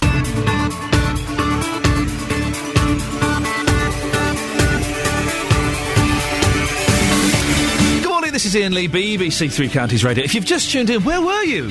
I got told off by a doctor. I know, I did. What was supposed to be a friendly... Some of these things we set up, and we know they're going to be a bit feisty and a bit fiery, and some we think, that'll be a nice, interesting public interest story to do. That's what we thought the thing would be with the doctor. I got told off. I got told off for being cynical, for being part of the problem in why we're all resistant to superbugs. The superbugs aren't anything to do with me. MRSA isn't my fault. For goodness sakes. So just out of interest, if a doctor writes you a prescription and says, listen, only take this in a week if you're still feeling ill, would you follow those instructions, or are you like me? Would you go down to Boots, cash it in and start taking them then and there? That's what I would do. I assume that most of you do the same. But maybe that's just me being cynical. Who knows? Lots coming up in the last hour of the show. More about the antibiotics, more about Dave Lee Travis, and we've got a little bit of music as well, as we like to do on a Friday. So do keep listening. 08459 455 555. BBC Three Counties Radio. It has been pointed out to me that my argument with the doctor was perhaps not the strongest argument when he said, well, I think you're wrong. And all I could come back with was, yeah, well, I think you're wrong too. Not the strongest of arguments, and not one that political reporter Paul Scoins would have used, was it, Paul? No. You'd have done better than that. Well, Now, listen, this is the story that's on the front page of a lot of the newspapers today. Former Radio 1 DJ Dave Lee Travis has been bailed after being arrested as part of the police probe set up in the wake of the Jimmy Savile scandal. The 67-year-old was arrested at his home in Mentmore, Buckinghamshire, on suspicion of sexual offences. Well, BBC Three Counties reporter Paul Scoins has been looking into this story. Paul, what more can you tell us about Dave Lee Travis? Well, Ian, he was arrested at 7:45 yesterday morning. He was released on bail late last night to return in early January. Now, he's best known for his 25-year stint on Radio 1, although he did also present a Sunday morning programme here at BBC Three Counties Radio from his home from March 2003 to March in 2007. Now, his career on Radio 1 came to an end in 1993 when he famously resigned on air from his role, telling listeners he was unhappy with the changes that were taking place. He also presented editions of Top of the Pops in the 1970s and 80s, and also on the World Service, where he famously was a form of support for Aung San Suu Kyi, and he also now presents the DLT show for the Magic Network. And this arrest was part of Operation U-Tree? Yes, that's right. Operation U-Tree is an investigation into a broad range of allegations against a number of people, which was set up in the wake of the Jimmy Savile scandal. However, some of the allegations don't involve children. Now, the Met Police say that they've identified around 450 potential victims of sexual abuse. They say that the arrest of DLT is the fourth so far in connection with the Savile investigation. Now, in a statement, they say that the latest arrest falls under the strand of the investigation they've termed others, meaning the allegations are unrelated to Savile. And what's happened to the other people arrested in connection with the Savile investigation? Well, former pop star Gary Glitter, who was the first to be arrested in connection with the Met's Savile abuse inquiry, he was arrested on suspicion of sex offences and bailed until mid-December. On the 1st of November, police arrested entertainer Freddie Starr on suspicion of sexual offences. He's denied claims made against him and was bailed after a number of hours of questioning. And on Sunday, the former BBC producer Wilfred Diath, who's in his 70s, was arrested on suspicion of sexual offences, and he was also later bailed until December. Paul, thank you very much. Across beds, hearts and bucks, this is BBC Three Counties Radio. The first PCC elections look set to be mired in controversy amid reports of low turnout and deserted polling stations. Across beds, hearts and bucks, we've heard unofficial reports of turnout as low as 4.5%, with the average being around 10%. Our reporter Justin Dealey spoke to voters at Addyfield Community Centre in Hemel Hempstead yesterday. The polling station opened at 7, and by midday there had been just 4 voters per hour. It just made me feel sick that nobody's taking the trouble to vote on an important vote like this. And why do you think people aren't voting? Well, I don't know, because they don't know what is going on. We haven't had, say, notification. Is what when you've got a general election, people come around your house and knock on your door and ask you to vote for Conservative, Labour, whatever it may be. And nowadays there's nobody taking the trouble to do it. I think those people that are not at work and that are capable of getting out and walking up the voting station and vote, they should have a vote if they're entitled to, because in lots of countries in the world you don't get an opposition to vote. Well, here's Lee, who's voted Labour. Lee, going to cut to the chase here. Inside, hardly anybody there, pathetic turnout. The people that haven't voted today, should they be ashamed of themselves? Not exactly. I think it's a reflection of the general apathy that the British people feel towards politicians in general, and towards the fact that although we've got a vote, it doesn't seem to make very much difference who gets voted for. They all seem to be doing the same things, using the same excuses. And do you think the lack of information has played a big role here? Because most people I speak to didn't even know there was a vote today or what that vote was about. Yeah, there was a leaflet that was posted through the doors, I believe nationwide, but that's insufficient really to galvanise people into exercising their democratic responsibilities. Well, Jill Donnell is former Chief Superintendent, but is now the Director of One Team Policing, which provides support and information to companies and to the police on criminal justice and law enforcement. Morning, Jill. Morning, Ian. And Mike Smithson is from the Bedfordshire-based political betting website. Good morning, Mike. Good morning. Jill, why has this election been such a disappointment? Well, I think the main thing, as you've heard in the article there, is such a low turnout, and increasingly, certainly we're picking up, increasing negativity from the public about the lack of information, and I think that the lack of a centrally funded mail shot to all houses, which we normally get in parliamentary elections, has had a significant effect on people. Well, we've had a few people today and throughout the weeks saying, I've not been sent anything, I was told I was going to be sent something, they've told me to go online, I'm not on a computer. Yeah, 7 million people disenfranchised by the majority of the information being online. That's absolutely true. Although, to be fair to many, many candidates, there have been lots of local meetings. It's just really how that information has been got out to members of the public that have been the issue. Mike, is this going to be the story today, the low turnout? Absolutely. This is an absolute catastrophe, really, for the government, which this was one of the flagship Tory policies at the general election. They have the vote, and pitifully, maybe 13-14% nationally have actually taken part. And the real problem comes is that, as just been said, it had been proposed that there should be a funded mail shot paid for by the taxpayer, so every voter would have got a little bit about all the candidates. That's what happens in general elections. That's what happened in things like mayoral elections, like we have here in Bedford. But that was cut as a cost-cutting measure, and what happened is that nobody's aware of who candidates are or what's happened, and the result is you've got this pitifully low turnout, which completely discredits the whole process. If you've been elected, on a 40, 50, 60% turnout, that gives you a lot more credibility about, in your position. If you've been elected on a 10% turnout, it doesn't. Jill, Mike makes a point there, doesn't it? It does kind of discredit it with such a low turnout. Well, yes, I guess you could argue that, Ian, but I think the biggest issue certainly for us is this is a huge opportunity for people taking up these posts. A really big job overseeing multi-million-pound organisations. They've got to get the budgets set. They've got to get a 5-year vision in terms of the policing ready by March 13. So there's a huge amount of work to be done. And for the first time, actually, we have got some real accountability for policing in our areas. Jill, what's the first thing? They get in their office Monday morning and they sit down. What's the first thing they're going to be looking at, do you think? Well, they get in their office first thing next Friday morning. OK, I do apologise. There we go. OK. Well, there's a number of forces where chief constables have retired or given notice. So there's some areas where they're potentially looking at hiring new chief constables. As I say, the budget has got to be set. That's all got to be ready by March. So that's a huge amount of work when you think of the size of these organisations. There's policing plans, 5-year visions to be organised. Never mind, lots of areas, some suggestion that low morale. And I think for us, one of the biggest issues is these people have got a duty to consult with the public. Those members of the public that a lot of negativity about the whole election process, they really have got to find new and innovative ways to get to hear the views of the public, and so that they really are delivering what we want in terms of a local police service. It'd be interesting to see how they do it. Mike, very quickly, Beds, Herts and the Thames Valley areas, it's generally pretty Tory, but I guess with such a low turnout, it could go either way. Have you got any clues yet, any ideas? No, but we've got very different differential turnout rates, and that could actually play havoc. I would expect that Labour should be in with a chance in Bedfordshire. I would think that the other ones in the Three Counties radio area will go Tory. But what we've seen in other elections overnight is that the Tory vote has absolutely collapsed.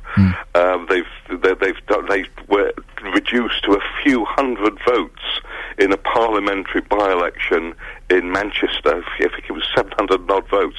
That is just absolutely appalling. And the same seems to have happened in other elections. So anything could happen. OK, thank you very much. Mike Smithson from Political Betting website, and Jill Donnell from former Chief Superintendent, now the Director of One Team Policing. Lots going on about this. On Monday, 8 o'clock, in this studio, this is exciting. The new Beds Commissioner is going to be sworn in here. How exciting is that?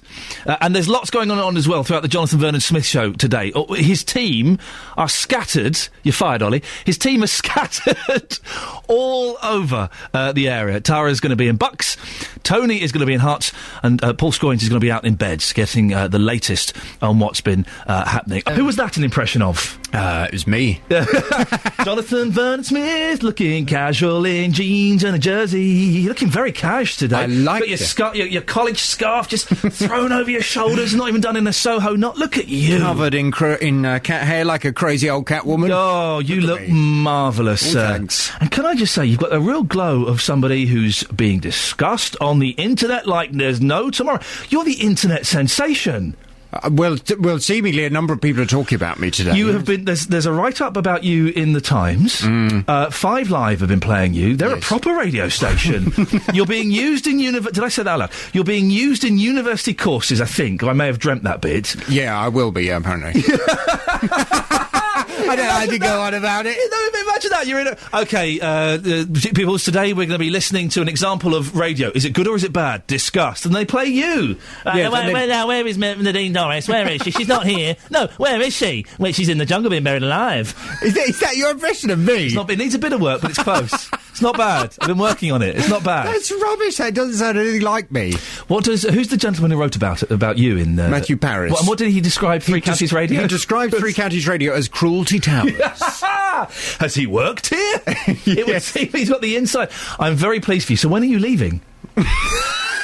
You'll be on Radio 2 this weekend, won't you? You reckon? Of course you will. Totally. Thanks very much. I'm very pleased. I thought, for those who missed it, what day was it? Tuesday? Yes, this week is... What a week I've had this week. It's all melded into one. I think it was it Tuesday that Jonathan was out? No, Wednesday. Wednesday. It was Wednesday. Go and listen on the iPlayer, because it really is... It's just a cracking show. The whole show from start to finish was marvellous. Thanks, Ian. I enjoyed it. I thought it was excellent. Don't you know, I like your shirt. Is that the best you can do? What else was I supposed to say? Is that the best you can do? You can't congratulate me on arguing with a doctor, or... Oh, yeah, I liked the argument with the doctor. We were saying upstairs that you have this unique knack of... It doesn't matter if we had someone on who was coming on the radio station to talk about how they were holding a knitting circle this weekend, you'd still argue with her. No, I didn't. You? I didn't start the argument. We've got someone coming in about children in need next. I'm worried that they're going to be an argument with them. Yeah, what do you mean you're raising money for children? What is this about? No, the doctor... I think you're wrong to raise money for children. The doctor took an instant disliking to me. We disagree. But I'm really disappointed. He said, well, I think you're completely wrong. The best argument I could come up with was, I think you're wrong as well. That was all I could do.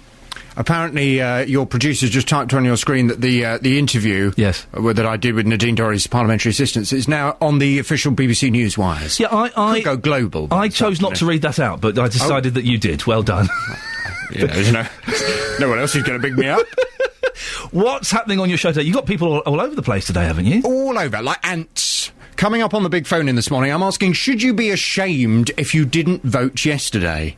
The first PCC elections look set to be mired in controversy amid reports of low turnouts and deserted polling stations. When I went to vote yesterday, Ian, I went in there. Yeah. It was like you could hear the tumbleweed. And I said to this lady sitting behind, I said, I've just come along to keep you company. She said, I need it, dear. Oh, bless. I said, has there hardly been anyone? She said, hardly anyone. It's been disappointing. Oh, terrible. In Wiltshire, one of the first places to declare, nearly 82,000 people voted out of a total electorate of over 500,000. Yep. A turnout of just 15.8%. In one polling station in Hemel Hempstead, there'd been just 4 votes an hour by midday yesterday. Wow. Well, if you didn't vote yesterday, should you be ashamed of yourself? Ooh. Should you? Ooh. For goodness sake, people died in order for us to have the right to vote. For women in particular to have the right to vote, and people didn't bother yesterday. Should you be ashamed of yourself? Should people have been forced to vote yesterday? Is that the way to get around this? If people aren't going to be bothered to get up off their backside and go down to the polling station and put a couple of crosses in 2 names...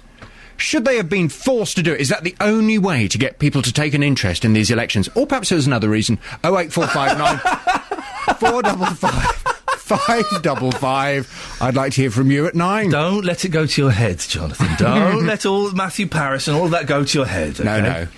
No. You might not get me out of this door. Welcome to Cruelty Towers. Yeah. Starring Jonathan Vernon Smith. Go. You can go now. You can go. Really? Yes, please do. Otherwise, I'd be forced to play something I don't want to play. For example, I don't want to play this. Orangutan's anus. I have to do the S. The S is cut off, but I don't want to be forced to play that ever again, so go. I have that up my sleeve. What, orangutan? Yes, thank you very much. Out. How vulgar. I do apologise. Little bit of buzz on the internet, and he's gone all big-headed. He's changed. Now, for children in need this year, the BBC in the east of England have gathered 6 youth choirs together, and on Friday night they'll be performing a concert in Cambridge. Gail Windras is the director of the Three Counties Choir, the Luton Gospel Community Choir. She joins us now. Good morning, Gail. Good morning. Gail, you're a little bit too perky. Calm down. You've got a long day ahead of you, Gail. Don't peak too soon. What's going to be happening this evening? Right, well, kids from the Luton Youth Gospel Choir and jointly the Barnfield West Academy Choir are going to be going down to Cambridge to take part in an exciting choir performance. Are you allowed to tell us what songs you're going to be performing? Is it Hush Hush?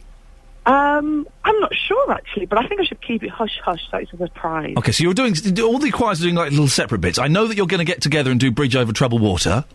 Oh, so it's not a secret. I know that bit. Listen, Gail, it's a wonderful song. It's a beautiful song. It's also an easy song to mess up. Don't mess it up. One of my favourites. They sound brilliant. I bet they do. How often are you rehearsing for this? Well, the choir's done about 2 or 3 rehearsals for it, so, yeah. And tell us a little bit more about the Luton Gospel Community Choir.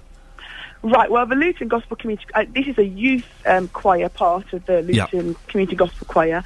It's kids from between 7 right up to 18, and they come together and they sing gospel, have a great time, make loads of friends, and they are brilliant. Well, Gail, listen, you do sound very enthusiastic. It would be rude of me to let you go and not ask you to give me a little bit of singing. So, away you go. Come on, you have to. I'm trying to think of a song. What do you mean you're trying to think of a song? You're in a choir. Okay. When I wake up in the morning, love, and my heart is filled with pain. That's a little snippet. That will do. Fantastic, Gail. Wonderful. Well done. Thank you very much. Have fun tonight, won't you? We will do. See you later on. Ta-ta. There we go. That's Gail Windrush, who's the director of the Three Counties Choir, the Luton Gospel Community Choir. Well, over in Hertfordshire, they're doing their own version of the X Factor. And it ends tonight in Potter's Bar. 5 stars will battle it out at the Brookman's Pub since the competition. The competition started in August. All money raised from Pub Factor is going to go to children in need. Pub manager, come judge, Lauren Bailey, is with me in the studio. Good morning, Lauren. Good morning. So this is one of the cool things. When you put on something like this, you get to be the judge. I know. Are you going to be a nasty judge or a nice judge? I don't know yet. I don't know if to be Simon Cowell or Cheryl Cole. What do you reckon? Well, the thing is, I get booked sometimes to do things. I go and do things like this sometimes, and I always go in with the idea of being the Simon Cowell. Yeah. When you've got their eyes looking straight at you, it's so I know, hard. it's a bit difficult. You can't do it when they're in front of you. Yeah, no, absolutely. Well, I've got 3 professionals by me, so I'm going to go with sort of judge on character and stage presence and connection. Who's judging with you? Who's with you? I've got a music producer, Steve Savari. I've got Dick Miller, who's a business music manager, and I've got Steve Brookstein, who was the first X Factor winner. Oh, of course, yes, with Steve Brookstein. Yeah, I think he's doing a little song for us as well this evening. Lovely. So that'll be worth coming on for a bit of that. He's good, he is. He got treated very harshly, I think, by the whole X Factor experience. Yeah, back in that day. It's been a while, hasn't it? It has been a while, and the thing is, he's a talented bloke. So he is, definitely. How did you get this idea? How did it come about? Well, Andrew Coates has kind of put the whole thing together and then involved all our 4 pubs in the area that he looks after. And then we've got Kenny Stevens, who is high up in the music industry, and he's helped us put it all together really well. And yeah, it's just escalated to this being quite a big final tonight, hopefully. So the finalists are all local? Yeah. Do they choose their own songs, or do you? I believe so, and they've had a bit of guidance and some mentoring as well from Kenny himself. Oh, so, really? Yeah. Absolutely. So this is all like proper. This isn't just some big time proper. Yeah. Drunk old bloke in the corner. Come on, Jack, get up and give us your turn. No, definitely not proper. Are they taking it all seriously? These I hope so. Yeah, definitely. I know they've done a lot of work towards doing this. They get to win quite a cool prize as well, don't they? They do. 2 days in a recording studio, which is actually the recording studio that the X Factor finalists go to. Really? To record, yeah. See, that's you're looking at least a few £100, probably a couple of grand or something definitely. For something like that. Yeah. How did you wangle that? Well, again, back to Kenny Stevens. He's a bit of a legend, sorting it all out. So massive thanks to him for getting us these great prizes. Now listen, Lauren, let's be honest. Are you doing this because you're a little bit of a frustrated performer yourself? I mean, I can sing like an angel, obviously. No. But pub landlords and pub landladies, they quite often are, because you do have to be quite loud and over the top, don't you? Absolutely. There's always a sing-along along the the playlist that's playing, but I'm certainly not a singer by any means. If there's any trouble in your pub, I'm sure there never is. I'm sure it's a wonderful, well-behaved pub. Absolutely. Of course it is. Don't paint a bad picture. But if you have to, no, not in the slightest. It's a wonderful pub. But if you had to shout, you get out! Yeah. Can you give us your get out? Oh God, yeah. You get out! See, that would work. Done. That would work. And how much are you hoping to raise tonight? We would love to reach $5,000 tonight. Honestly, yeah. Wow. We're charging £5 on the door, but that's just a donation straight to children in need. We've got an auction going on. And then just going around with little boxes and just shaking it in people's faces. Well, it sounds like a good... you can't resist the box being shaken in people's faces. I tell you, it's the way forward. Hey, you know those people that go around selling roses in pubs? Yeah. Who the hell are they? They're people in Spain. Oh, are they? Is it, okay. It's not in England. Oh, I see. Okay, right. It's been a long time since I've been in a pub. Listen, Laura, just tell us, people can follow you on Twitter and stuff like that, can't they? Absolutely. Facebook, Twitter, all the details are on our website as well. So, yeah, jump on board or give us a call and you get any more details. What's the website? Website is brookmanspub.com. Do you want to say that again? Because it doesn't sound like you know even your own website. My God, you've challenged me now. It's early in the morning. My God. I tell you what, they can follow you on Twitter. If you go onto Google... You're what's wrong with this country. Oh, my website. Just go onto Google and have a look. You've caught me off guard. Don't worry, listen. At Brookman's is the Twitter. If people want to come and have a little look. So that'll be good. Laura Bailey, I wish you the best of luck. Thank you very much. Thank you very much for coming in. 08459 455 555 is the telephone number if you want to give us a call. I had a row with the doctor doctor earlier on about antibiotics. I'll read a couple of texts, if I may. Please stop behaving like an overexcited puppy. From Dr. F. That sounds very mysterious. I'm a doctor en route to work at a hospital where I'll be seeing, yet again, the consequences of indiscriminate use of antibiotics by the likes of you. Doctors hate me! Beryl says, Ian, I have to agree with the doctor. Antibiotics have been used too freely, and we haven't allowed our bodies to build up immunity. Don't usually disagree with you, but I do on this point. Oh, God, everyone hates me. Helga hates me. I disagree with Ian about the antibiotics topic. Antibiotic resistance is very serious and could mean that pneumonia or even tonsillitis becomes lethal, in particular for people with a weak immune system. The conversation showed that doctors should not prescribe antibiotics unless necessary. Oh, God, look, everyone is agreeing with the doctor. Doctor, I apologise. Although you were a little bit, let's be honest. Caroline says, when the doctor gives me a script and says, use it if you need to, I only use it if I need to. You're a bad boy. Oh, dear. Sorry, doctor. That's your latest news and sport. More from me at 9 o'clock. Oh, I do apologise. That was... No. I'm going to take full responsibility for that. Hang on a second. This is what I meant to do. Yeah. Call 08459 455 555. 08459 455 555. BBC Three Counties Radio. I'm just crying because of all of these texts coming in disagreeing with me. Ian, I'd sit on the prescription. I don't take medication unless I absolutely have to. Slap wrist as well. You are rude to the dog, says Jackie. I do as the doctor told me, says Shirley. Anna Bushy, I've sat on prescription several times. Very good practice. Stu from Tring, I would wait the week. The doctor is right. All right, calm down. Although, bizarrely, my wife has agreed with me on Twitter. She never agrees with me on anything. And she's agreed on that, which is something. Ah, dear. Coming up in the next half an hour of the show, the last half an hour before JVS is on, the huge fire in St Albans continues to burn after 6 days. Our reporter Justin Dealey is there. And a cellist joins me in the studio in about 15 minutes' time. I used to play the cello. Yes. I stopped because it's really, really hard. Really hard.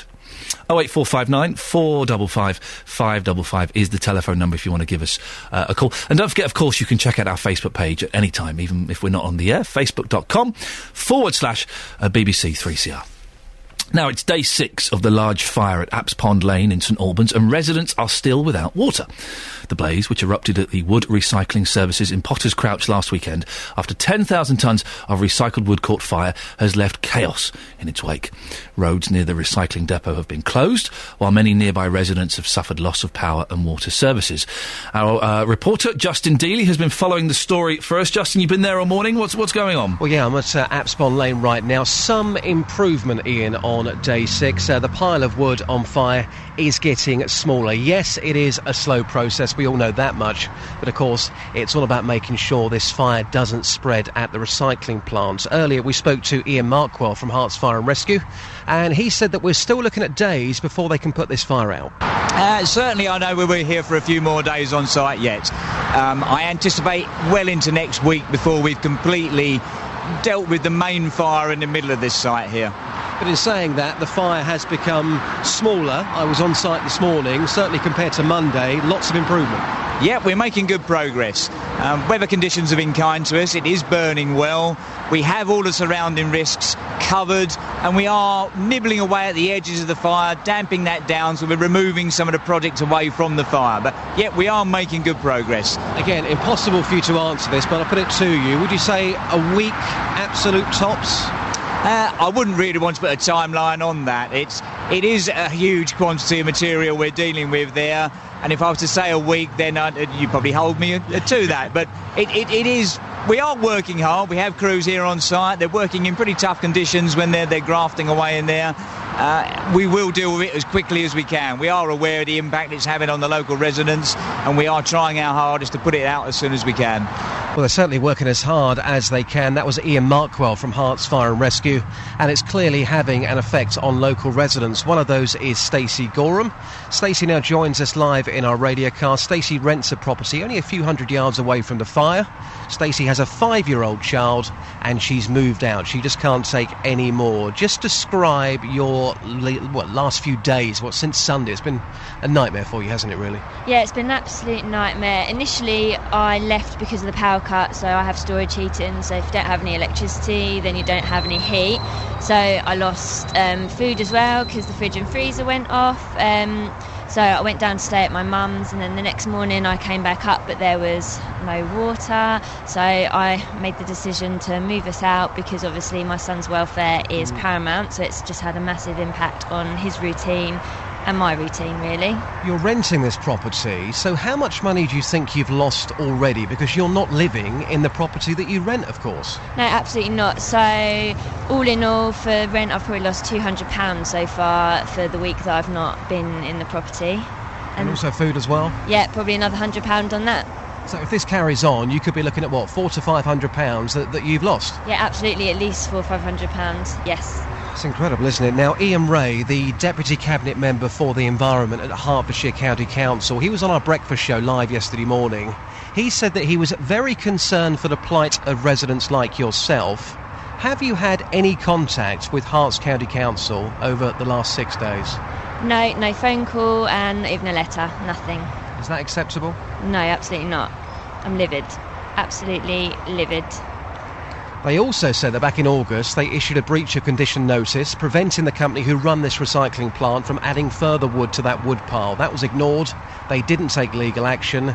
They haven't said sorry to you. How does that make you feel?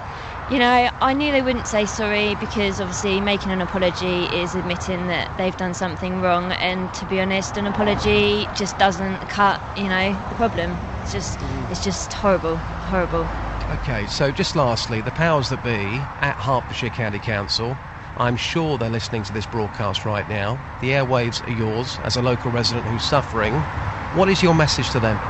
To be honest, I'm absolutely disgusted. It's not just me. Yes, I have a child and my neighbour has a child, but there's lots of old people as well that are going to be in absolutely disgusting positions, and everyone's losing loads of money, and I'm working and I'm a student, and I don't have that kind of money to lose, really. And your 5-year-old child, does he understand what's going on? No, he is very confused. I mean, I've got him in a really solid routine, so to be honest, he sees it as a bit of an adventure stay in my family, but at the same time that's impacting his bedtime. I'm constantly bringing him back up to get his clothes, and he's not got to sleep in his own bed. He doesn't have a clue what's going on, really. And you're one of the lucky ones, really, because your parents are looking after you. Thankfully they're local. Absolutely. If your parents weren't here, you'd be in a hotel. Oh yeah, no, I would be in a hotel. I'm so lucky that they only live 5 minutes down the road, but obviously this impacts on them as well. My dad does shift work, my sister has to get up at 6 o'clock to work in London, my brother does shift work, so everybody is affected. Let's just hope it improves, and quickly. Really appreciate your time, thank you. No problem, thank you. There you go, that's Stacey Gorham joining us live in our radio car next to the fire here on Abspon Lane. You've heard there from Stacey having just a week of hell. We spoke to Catherine earlier on as well. She has a 2-year-old child. Again, a lack of water there. It's coming on at peak times and peak times only. But if you've got a 2-year-old child, it's impossible to look after them at peak times only, as any parent will tell you. The situation for Catherine and her family, again, is getting so bad that she is now considering moving to a hotel. But still, Iain, still, we're looking at days before this fire can be put out and everything gets back to normal. Justin, you've been doing a cracking job this week. Thank you very much, and I'm sure everyone is appreciative of your efforts to get the latest on this, as we're getting very little from the official channels. Now, earlier on we were talking about this. A shop in Milton Keynes has advertised an unpaid 4-week position which might lead to paid temporary work over Christmas. So you've got to do 4 weeks for free and you might get a Christmas job. Duties at Pulp will involve stock work, processing and organising stock in a tidy professional manner. So, stacking shelves. Earlier on I spoke to Ian Hopkins, who is the founder of Pulp. What we're doing is we're offering temporary positions over Christmas for paid employees. We're employing as many people as we did last year, but we're also offering a 4-week internship in effect or child work experience jobs, which run alongside. 2 completely separate things. Well, I've got the ad in front of me, right? Yep. Temporary work experience. This is an unpaid 4-week position, which may lead to a paid temporary position over the Christmas period. Absolutely. So you're getting people to let me see if I've got this right. You're getting people to work for 4 weeks unpaid, and it might lead to a short-term Christmas job. Absolutely, that is the case. And what we've done with other people in the past is people have taken that opportunity, and after Christmas or before Christmas, we've taken those people on as a full-time position. How many of those people did you take on? What was the percentage? We took on half of the people we took on. Well, you've been calling in, and Andrew is in Hatfield. Good morning, Andrew. Good morning. Now, you were a supermarket manager, so you've worked in retail. Yes, I have. Don't sound guilty about that. It's a perfectly respectable job. What do you I'm think? laughing at the other guy, not me. Really? What do you think about what he was saying? I think it's a great special offer. It puts a whole new meaning on buy one, get one free. So he pays for 1 month and you do one free. It's a really good special offer from his point of view, isn't it? His argument was that, and the argument that we hear a lot about this kind of stuff is that there are more people looking for less jobs. People are getting free training that could benefit them later on in life. What a load of rubbish. What they should be doing is taking people on a trial period on full pay, and they could have temporary contracts. That's a normal thing people do. And then you find out if that you suit the job or you can't be repositioned in the firm. I mean, you may apply for a job that doesn't suit you, but you don't have to be fired. You may be able to be repositioned into something that suits both people. But this is a fantastic gimmick. Did he used to be a market trader or something, or what? It's possible. I don't know his history. Andrew, thank you for that.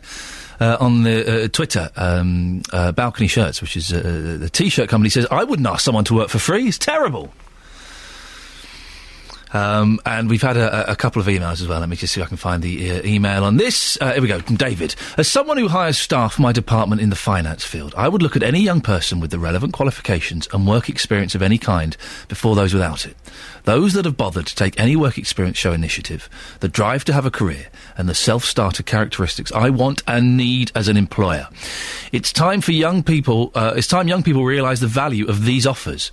My only question to the retailer, though, would be why not offer work experience early in the year so that students needing to work to help to support themselves should get the pay over the Christmas period?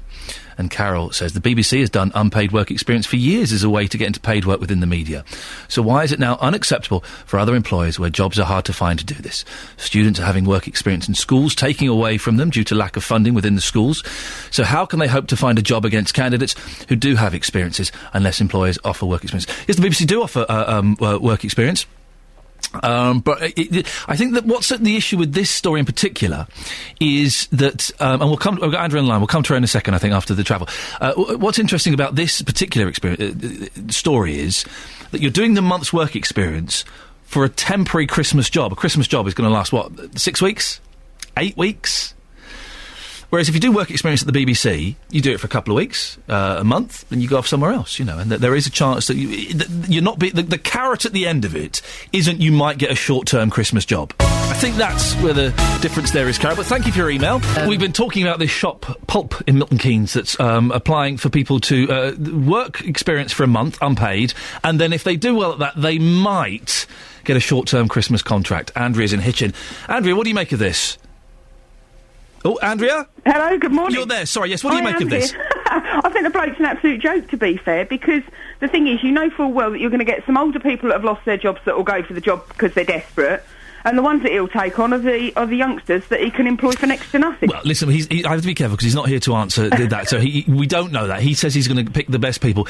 But, Andrea, listen, we've heard from people that it's hard to get jobs, and surely a bit of work experience is useful to have on the CV, isn't it? In the nicest way possible, working in a shop. Do you really need work experience for that? It's not really brain taxing, and I'm not doubting anyone that that does this job for a living, but it's not difficult. He did say that it would take a week to train them how to do everything properly, including the till. Now, I've worked in shops, and I hated working on the till. I hated it, but I learned how to do it in an hour. I was going to say, well, I worked in a shop when I was just before I left school, in fact, and like you say, it's not rocket science. Did you? I don't know how old you are, Andrea. I'm going to guess you're 32. Oh, I wish. Oh, how old are you? I'm 40 next year. Oh, me too. Oh, I'm dreading it. I'm absolutely dreading it. I'm looking forward to it. Really? Yeah, cool. When is your birthday? February. Oh, okay. Well, okay, give us a call when you're 40, see if you like it then. But I remember back in the day being sort of 19, 20, early 20s, Christmas jobs, you just walked up and down the high street, walked into as many shops as you could and said, any jobs for Christmas, and one of them said yes. Very much so. That's all you had to do, didn't you? Well, very much so. But the thing is, this guy, 4 weeks. Why 4 weeks? Yeah. Why not 2 weeks unpaid? And then because you've only got 5 weeks till Christmas. So yeah, okay. He's saying it could possibly lead to work until the middle of January. Well, that's only another 4 weeks. So, like the guy said before, buy one, get one free. But if it doesn't lead up to the middle of January, he's going to get 4 weeks free pay, and then he's only going to have to pay you for what, 2? Andrea, listen, thank you very much indeed. I've got breaking news. This is the first time in my life I've ever had breaking news. Sit down. Breaking news about the turnout at the PCC elections in Bedfordshire. 18% of the people voted. That's one of the highest turnouts that we've had so far. A lot of them sort of 10, 13.5%, something like that. 18% of people turned out at the PCC elections in Bedfordshire. Now, every Friday, we kind of like to end the show with a little bit of music and a little bit slightly different. And today it comes in the shape of a cello. Joining me in the studio is Wayne Chan from the Milton Keynes Music Service. Good morning, Wayne. Morning. And the head of that service is David Rose, who's hiding behind there. Good morning, David. Good morning. Now, Wayne, can I ask how old you are? You're a young man. I'm 16. 16. What age did you start playing the cello? Well, I started in year 1 when I played the cello, so around 6, 7 years old. Okay, because as I've said before, I used to play the cello. I used to be a cellist, or as my team call it, a celloist. And I started about 6 or 7, then I stopped when I got to 12, because I went to grammar school. It was like, you have to give up your lunch breaks, and I was like, do you know what? I'm not going to bother. One of the biggest mistakes of my life, giving it up. What has kept you motivated to play the cello? Why is it so special to you? Well, the people I play with, they're great people to be around. They're really nice friends. The music service, just been great help, and my teacher is just, they keep me motivated. That's the key, isn't it? Motivation. David, tell us a little bit about I know you're there.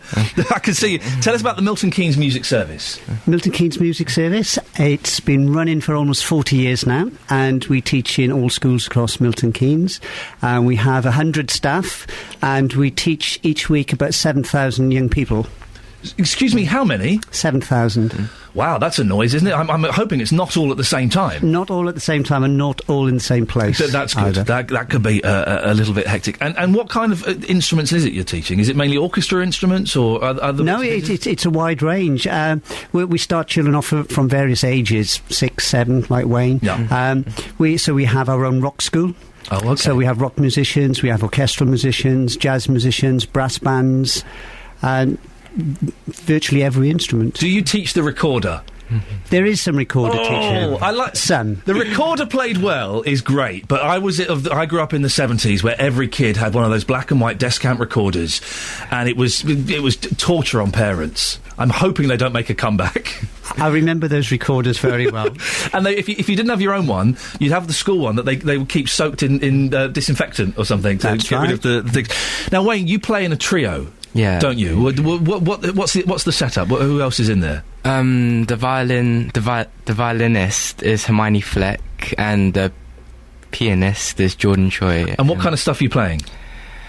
Well, we stopped playing now. Hey, what's going on? The band split up. Why? Basically, because every year there's a different chamber group for that certain teacher.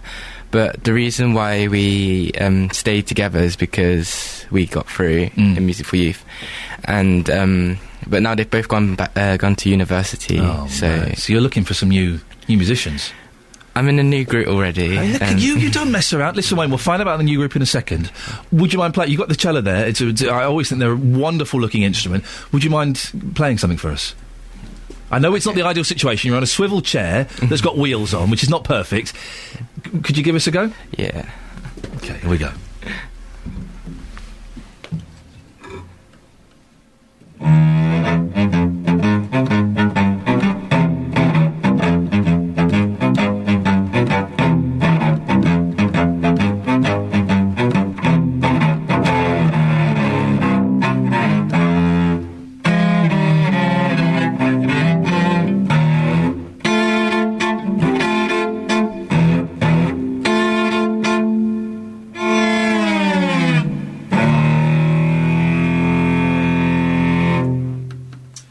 That's fantastic. We'll have some of that. What was that? That was Trucking Through the South by Araminsky.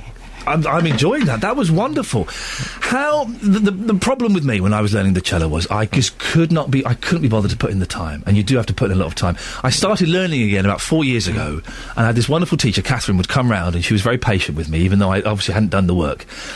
How often a week do you rehearse at home and practice? Well, before... Be honest, like, it's not as much as everyone thinks, is it? Look. Before, I used to practice every day, but starting my GCSE, so I have less time. I have to work, so I practice around 3 times a week. That's still good. That's still dedication. Do you not miss going out and playing on the Xbox, though, and all that kind of stuff? Or do you still find time for things like that? Some still find time doing that. Can I ask, let's go off on a slight tangent. What games are you playing at the moment?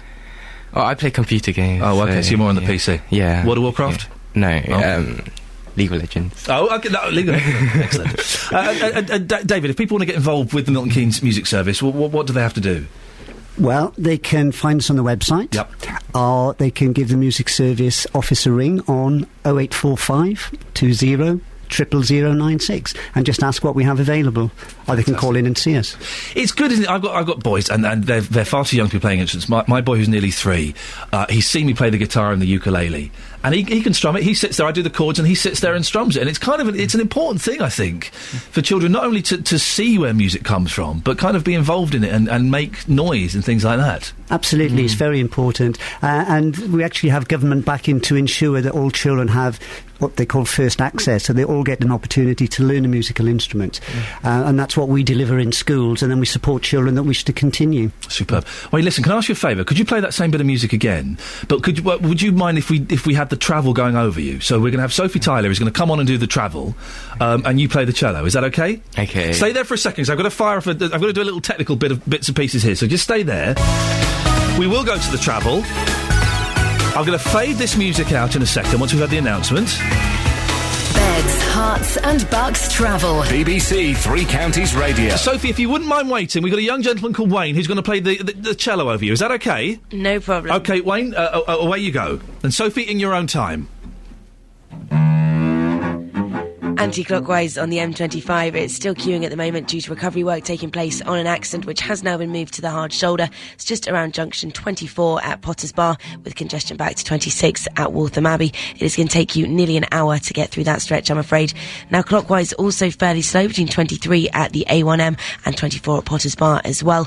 And London bound on the M40, it's still heavier than normal actually, I'm afraid, between junction 2 at Beaconsfield and 1A at the M25.